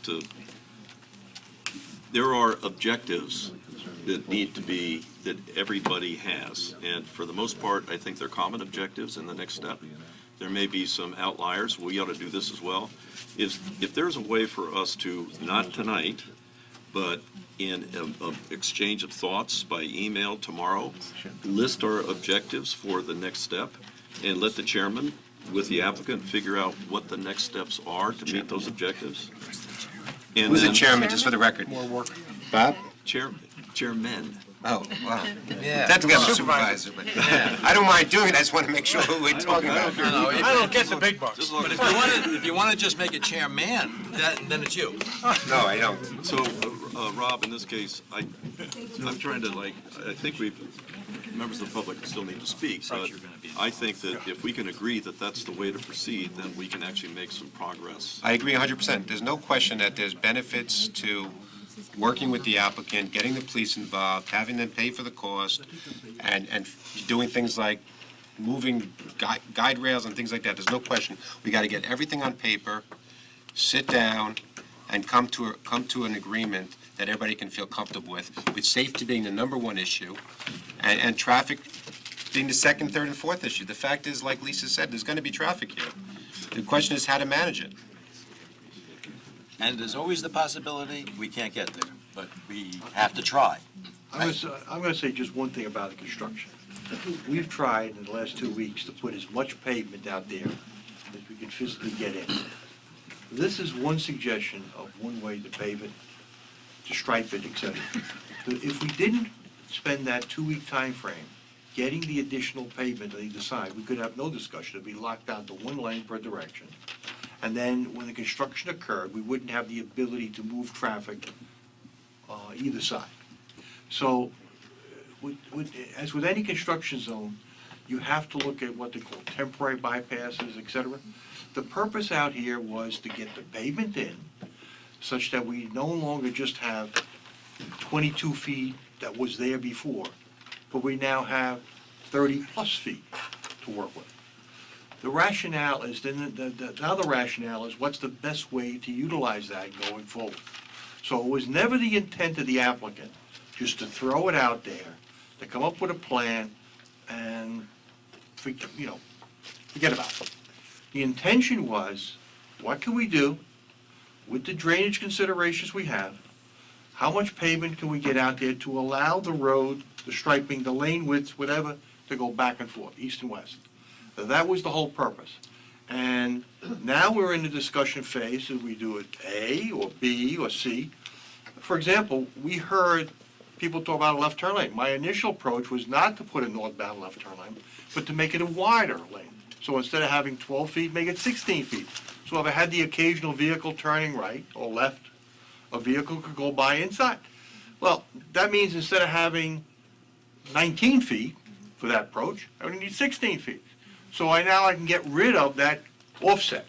So depending upon how you utilize the pavement, you can actually come up with a plan. But we had heard from the board, they want a left turn lane. You did hear that, that's what we said. And that's what, that was not my original one, but the question is, maybe that's not the best solution. I think we agree that we're in a discussion phase. I mean, thank you for going. And I just wanted to clarify That's fine. why we've done the work, and it was no intention on part of the applicant, the engineer, as far as I'm concerned, to usurp the power either of the DOT, et cetera. And as far as the DOT concerned, there's a DOT inspector out there representing the DOT. They have to approve the movement of this pavement. We can't all of a sudden just say, we're going to shut the entire road down. So We can't do it. am I understanding you to say then that you will pause on putting this into, going live with this plan until you've had that discussion with our traffic consultant and with our town engineer? I hate to use the word pause because the pause means how long is a pause. So the thing is, there's a certain day. It's happening Monday. Yeah. Well, the pavement's out there. That I know. Okay, and it's a matter of painting the line where the line goes. Have you That's the maximized question. the pavement at this point within the DOT parameters? Have you maximized the width of the pavement? or We is there- have maximized, considering the drainage and the Right. poles, how much we can. So you've maxed out? So we've effectively maxed out. Okay. And we've gotten close, in some cases, 35 feet of pavement. I think to go ahead and paint a bunch of stripes when we're not sure exactly what. No, I'm the saying grade is all that gonna has to be, like is really all that has kind to of be done, no, premature. what I meant to imply is the fact is that the physical work of creating the pavement box has been done. Then it's Now the okay. question Now the is, question how do what's we, the right how do we put path? how do we put the lines in? Well, saying the That's same the thing. question. But putting the lines in does not take 2 weeks. Putting the lines in takes 1 day. We just need you to have the conversation. We hear. Scott's still up here. For the record, it's not my time.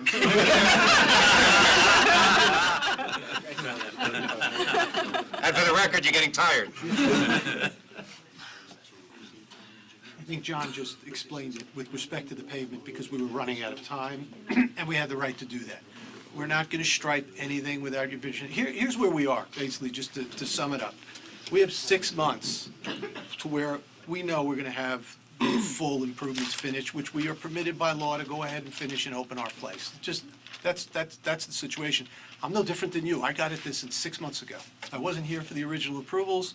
It was an attorney, he retired, we're here now, it's new. I don't even have that. I don't know what happened in the past, I just know what the approvals say now. I also know that in the last 6 months, some extraordinary things have happened in my opinion. You have a staff that works around the clock, day and night, over the weekends, because they know we're up against it.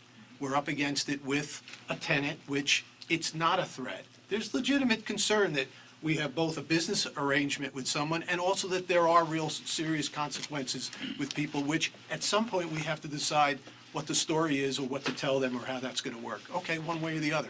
We have two things that we can do. We can abandon the plan and be finished and open by June. Because we also know this isn't 6 months of work. The reason we're confident that we'll be done is it's a lot less than 6 months of work. What's stopping us is that the asphalt plants are stopped. Most of this work will be completed before February.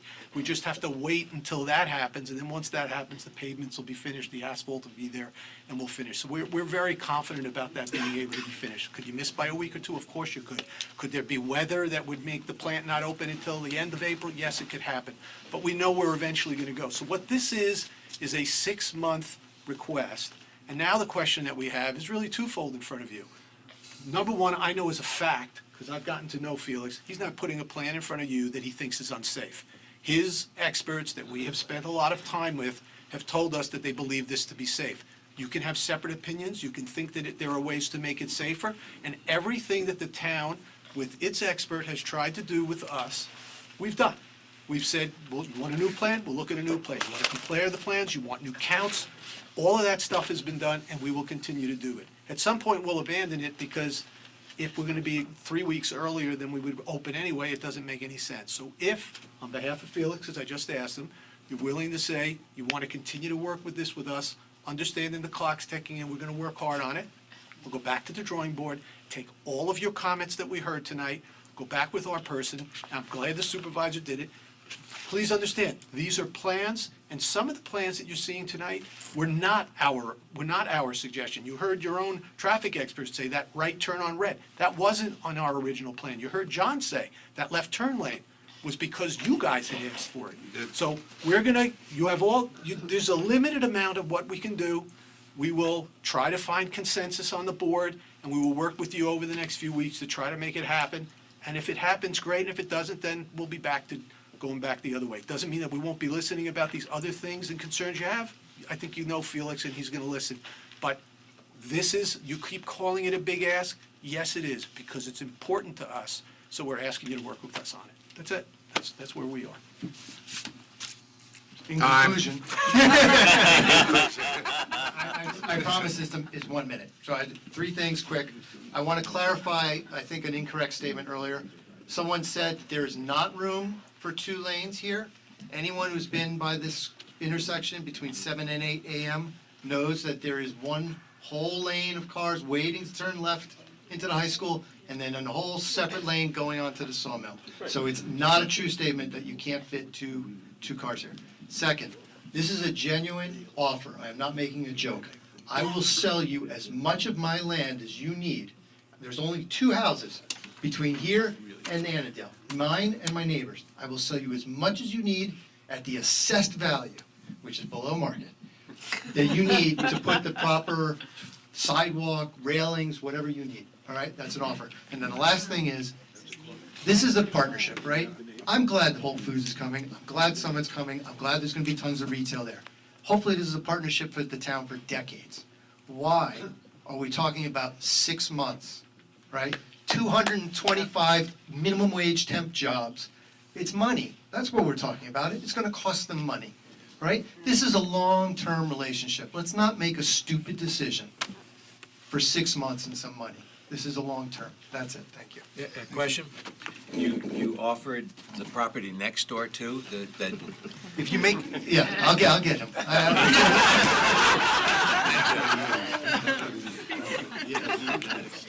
Scott, let me just say one thing, and I'll be quick because it's late.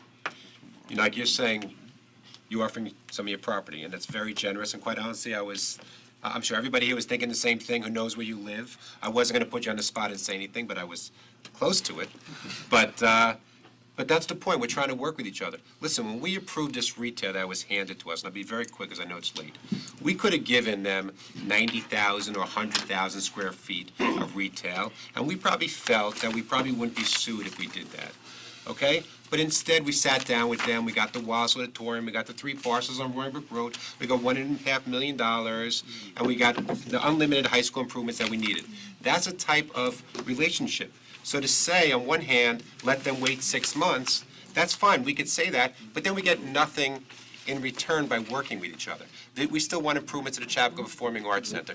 We want him to buy your land and put in the guide rail and the proper things. So the point is, there's a benefit to sitting down and working. It won't be perfect for us, and it won't be perfect for them, but that's what happens when you work with somebody and it's negotiated. So that's what we've been doing, and that's what I think we need to keep on doing. Donna, I think, left. She was next on the list, and we have Yvonne Dunn.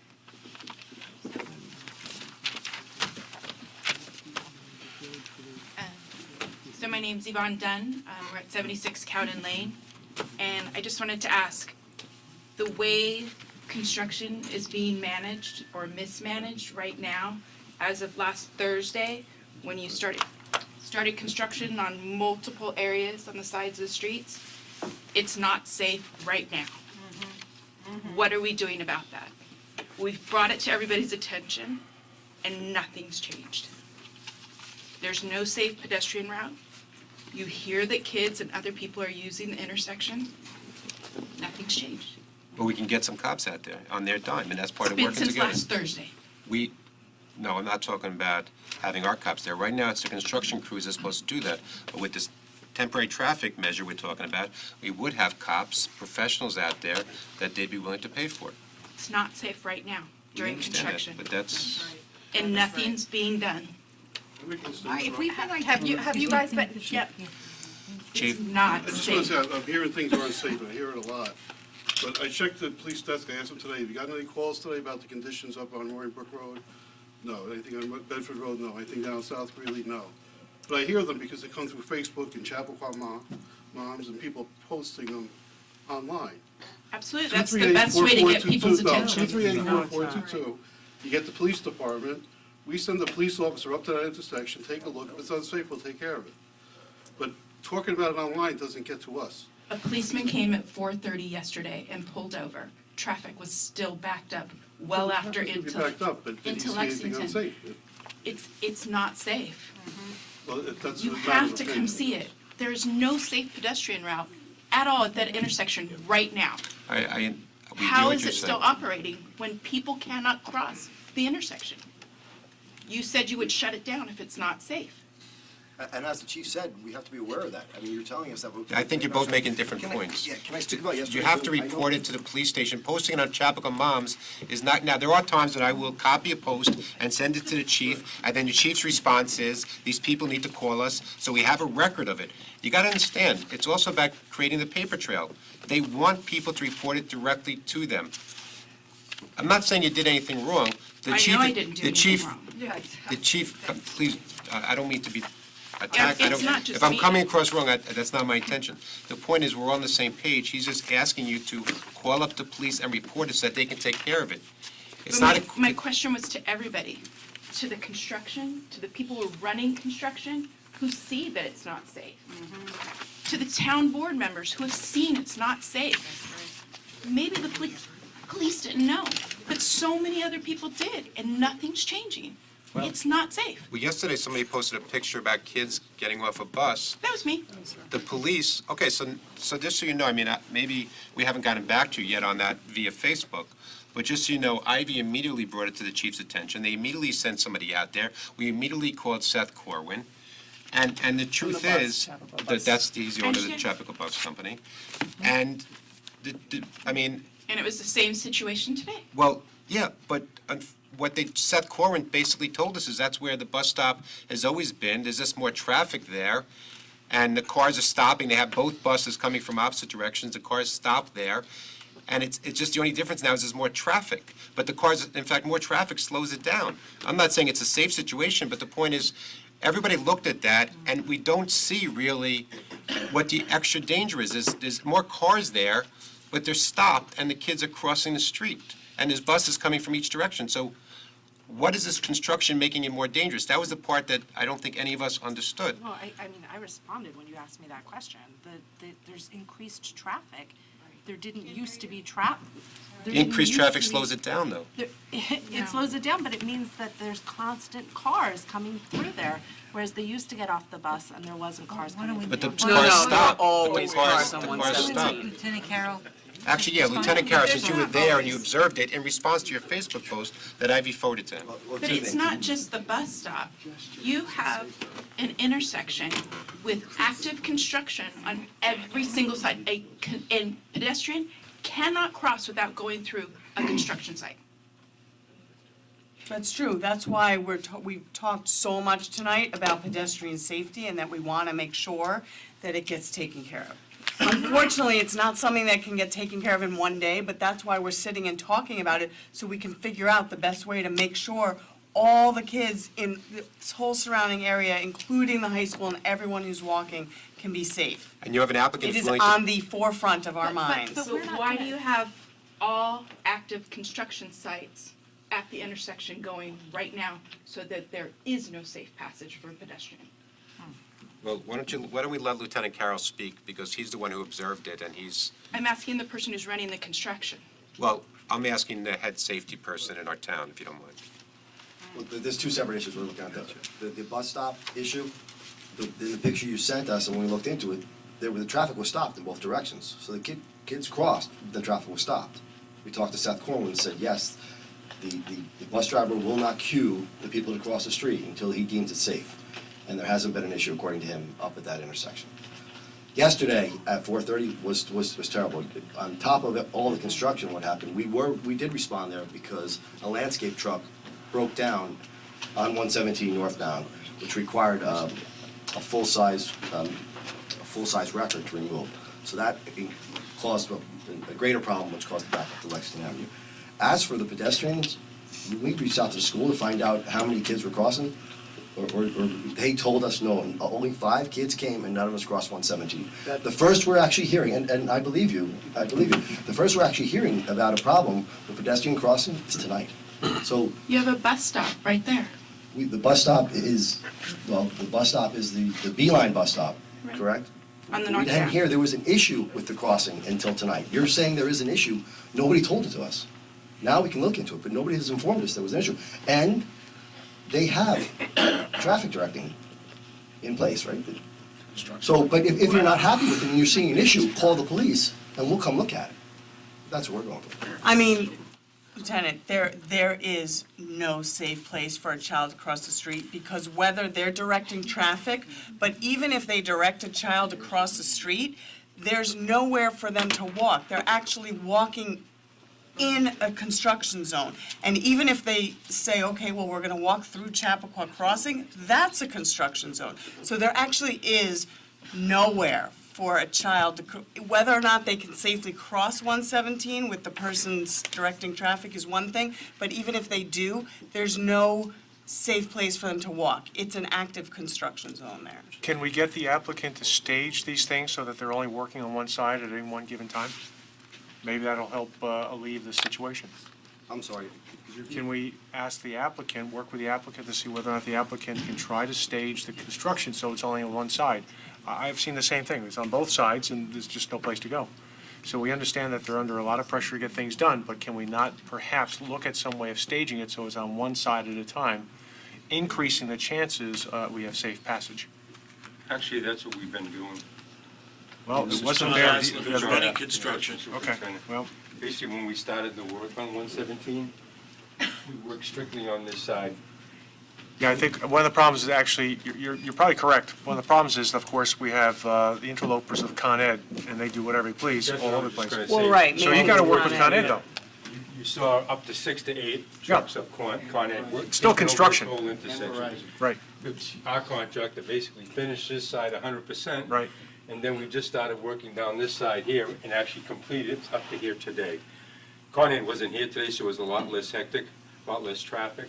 But you're right, when Con Ed was here, I counted up to 6 to 8 trucks going down Brook Road and encompassing this whole intersection. They what they have told us as of today, when I spoke to the higher-ups there, was that they're hoping to have their feeder work done by Friday, all the old existing cables removed by Saturday, so I hope not to see them there anymore by Monday. Including their poles, they think? No, No, after the feeders are done. Oh, 'cause then the Now I other got people. Crown Castle, I got Optimum, Altice, First Light, they got, and then Verizon finalizes that. So that's still gonna be a ton of trucks So- there. Well, the only good thing is that they'll be able to be working from this side. On, you know, on the dirt, you see all the steel Yeah, plates and stuff? yeah. That's where they're gonna be able to work, so I'm not gonna have any of the utilities in the road. In fact, I've directed them to that, that's where they have to work. Just to minimize the impact that they're gonna have on traffic. Listen, part of this part of the negotiations, part of the give and take is again, having an officer there, assigned there during every single hour of construction. And the reality is that our police just can't do that. We don't have the resources to do that. If somebody's willing to pay for it, the officers will make overtime, and that's fantastic. If there's specific issues, of course, they're gonna address that. We don't have the resources to assign an officer from 7 in the morning to 7 at night, Monday through Friday. But if they wanna pay overtime, God bless them. It's better for the town, it's better for the officers, and it's safer. When I say better for the town, it's safer. I think the Can I next mention one step other thing? with regard to Yvonne's request is now that she's made a formal request and we have it, will we be able to go out and check on these conditions tomorrow afternoon? Yeah, absolutely. Are we talking about each bus stop or in general the whole site? I mean, I could, I think we're talking about the bus stop drop-off Okay. at Cowden Lane and 117 in the afternoons, which is are we See, talking about the I school? thought for that's school, right? not so much the issue, because, I mean, we did speak to the bus company, and, I mean, I've watched the buses stop, they will not open the doors until all the traffic has stopped. They don't even let the kids off the bus. So what is the next step then? So I think the concern is more with the walking. That's not true. They open the door and then the cars go flying and then they slam on the horn. Yeah. To yell at the cars that are flying by. They open the door, as soon as they pull over, they open the door. So we need to Okay, so we to need make to Seth tell the bus Corwin company aware. that too, because they told us that that's not Seth true. Corwin would be horrified to hear that, Yeah. and we need to tell him. He's horrified, it doesn't mean that doesn't happen. They have cameras on their buses, I mean, they. Yeah, well, okay, we'll He's a talk to serious him violation. further. He beats the horn, but he beats the horn, but the cars go by. From a So- safety, could yeah, we so- put so- the signage further down the signage, the construction is right at the start of construction. It's not that people are coming around curves and everything, sort of saying, slow down, construction. These are all things that we could propose. Listen, somebody raised, I don't know if the person's in the room, there was a sign at Cowden that was blocking visibility. They came out there, they moved it within hours. Annandale. Yeah. I mean, they're very responsive. So just, there seems to be this inference that it's a free-for-all out there. We have a $130,000 contract with a DOT inspector who's been on site at every moment that construction is underway, and he's observing us. And as John was said, I presume the reason we're working here and then there and over there is a combination of good construction practices and what the DOT wants. So we're not out there just doing our thing. We're highly, highly supervised by all the people who are professionally trained to do so. And as John just got through pointing out, we have a series of certified flagmen are out there. I don't know this young lady's name, but if there's something else that can be done, let us know. That's been our policy, but we take orders from the people, from the DOT, from the police, from yourselves, and we react to what we're being asked to do. But we have been supervised from day one by the DOT. Felix, I actually think it's well-run. I don't think that I don't think that it's a free-for-all over there. I think the problem is, and I didn't totally put it together, that your construction combined with the Con Ed construction has just made it for anyone in the area dangerous, but it's not that it's not done correctly, it's just that we're trying to figure out a way to make it safer. And maybe when Con Ed is gone, and once those poles are gone, you can coordinate it more, because then it's mostly you, Lisa, so are as we. opposed So to are we. them. That's what we've been No, doing no, for I the last know. 3 weeks. So That's that's the what we're give and talking about, is to figure out if there are ways we can make it One of the safer. items that was brought up in terms of safety was the variable message boards, the digital message boards, which we have now on site. Mhm. If we can, someone could advise us on what language they want to put on those, we can deploy those tomorrow. They're here. So we can deploy them on Route 117, and we can deploy them on Roaring Brook Road to alert people of the different traffic changes on both of those roads. So Lou, can you work with? Yeah, one question I have is, can we assign, because one of the big concerns is pedestrians crossing 117. Can we assign a flag person strictly to deal with the pedestrians crossing? Yeah, I think we could do that. Can we get an additional flag person out there to help with? It's not all day, it's at prime, you know, We're happy to school do- hours, it's not like it's all day The long, school and safety after officer should tell school. the kids to walk through the site's stabilized, they should cross the street, go through the site. You know what, she doesn't know, I mean, because you don't know Just if get out the people are intersection. walking, but people are parked, you don't know if kids are walking home, if they're walking to a car, so, I mean, we can certainly tell the school to tell the kids to do that, but it's also a construction zone in there too, and it's miles of closed, the sidewalks entrance right across from the high school is still closed, and there are the Jersey barriers there, so I think kids don't wanna walk through there anyway. So maybe I can suggest I that, raised 3 boys, and I'd tell them all kinds of things, but when they left the house, it was sort of, so and they're good boys, don't get me wrong. I think tonight we've heard at the staff level a lot of comments, and I think between Lou and Sabrina and Bob and the chief, we can, and Lieutenant, we can set up a call, speak with Felix and his operational people, and address these operational concerns. I think they have an understanding of what's in the mix. They've heard from the public. If there are more issues or complaints, certainly direct them to the police so they can respond to it. But we should, at the staff level, set up a call tomorrow to address those issues that we've heard tonight in terms of the construction in the next couple of days or weeks that's going to occur.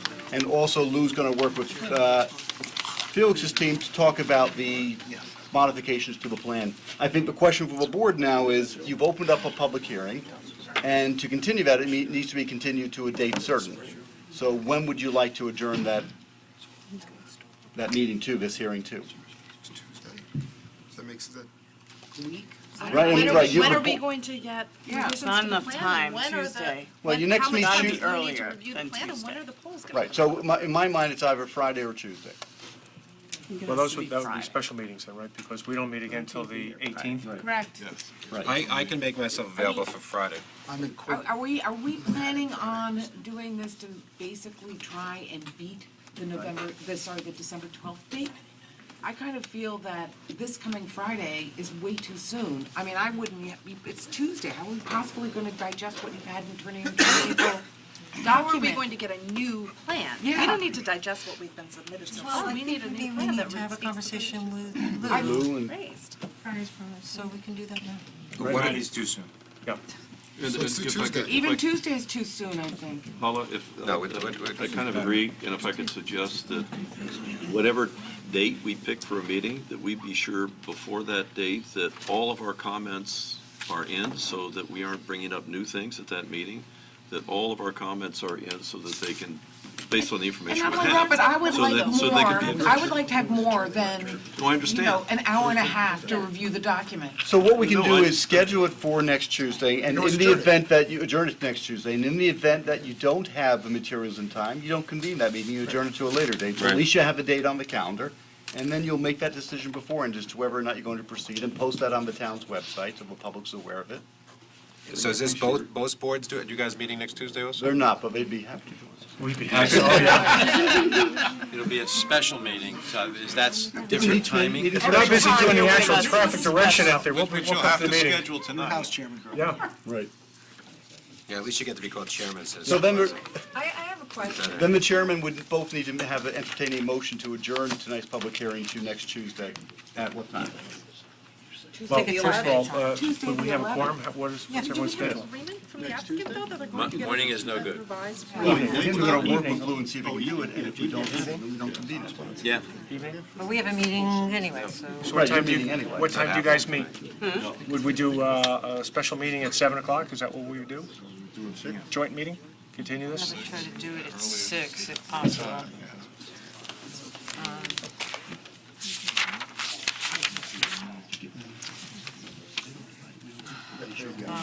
They've already been given that road. Up to you. Time, is it, So- 6:37? 6 is better, but he's got another meeting to go to later. Do it at 6. Next Six. Tuesday? 6. 6 I'll go o'clock with next 6. Tuesday, the 11th, we'll continue the public hearing? And that is subject to us Of course. receiving additional information if the board's being satisfied that it makes sense to convene. Right. So it's a date on the calendar, it's up to them to deliver us documents that you're satisfied with to proceed. Satisfied with in a timely manner. And it's absolutely, yes. Nick, what do you suggest that we do in terms of a cutoff on that so that we have some idea what we're doing? 6 PM. Do we want to have, make sure that staff and our consultants have responded? New plans and considerations of everything tonight by Friday. Well, but if you get them on Friday, then we've got to review them over the weekend and give them to the board. No, we Monday can morning. review them concurrently. Yeah, we can review them concurrently. Okay. We don't need to, Okay. but no Okay. matter what, I So kind of feel formal to a submission certain on extent Friday. that even if we are reviewing them at the same time, in essence, it becomes a work session on the plan. It does not become a decision-making session. Right, that depends upon how satisfied you are with it. Yeah, we can just, right now, we're just adjourning it. We don't need to decide what we're going to do next Tuesday right now. So do we have a motion to adjourn the public hearing to, it's next Tuesday, the 11th Tuesday? at 6 PM. So moved. All in favor? Aye. Wait a second. I seconded. Do we want to do this? Aye. Do we have a motion to adjourn the public hearing until next Tuesday at 6 o'clock? Motion. Second? Second. All in favor? Aye. Bob, do you want to do the motion now to schedule a public hearing, to schedule a special meeting for next? Yes. Well, okay, very good, yeah, Well, that's a special meeting, yeah. yes, okay, thank you. Is there a motion then to schedule a special meeting of the planning board for next Tuesday at 6 o'clock? So moved. Second? Second. All in favor? Aye. Aye. Hey, Scott, can my kids use your fence? Are we staying here?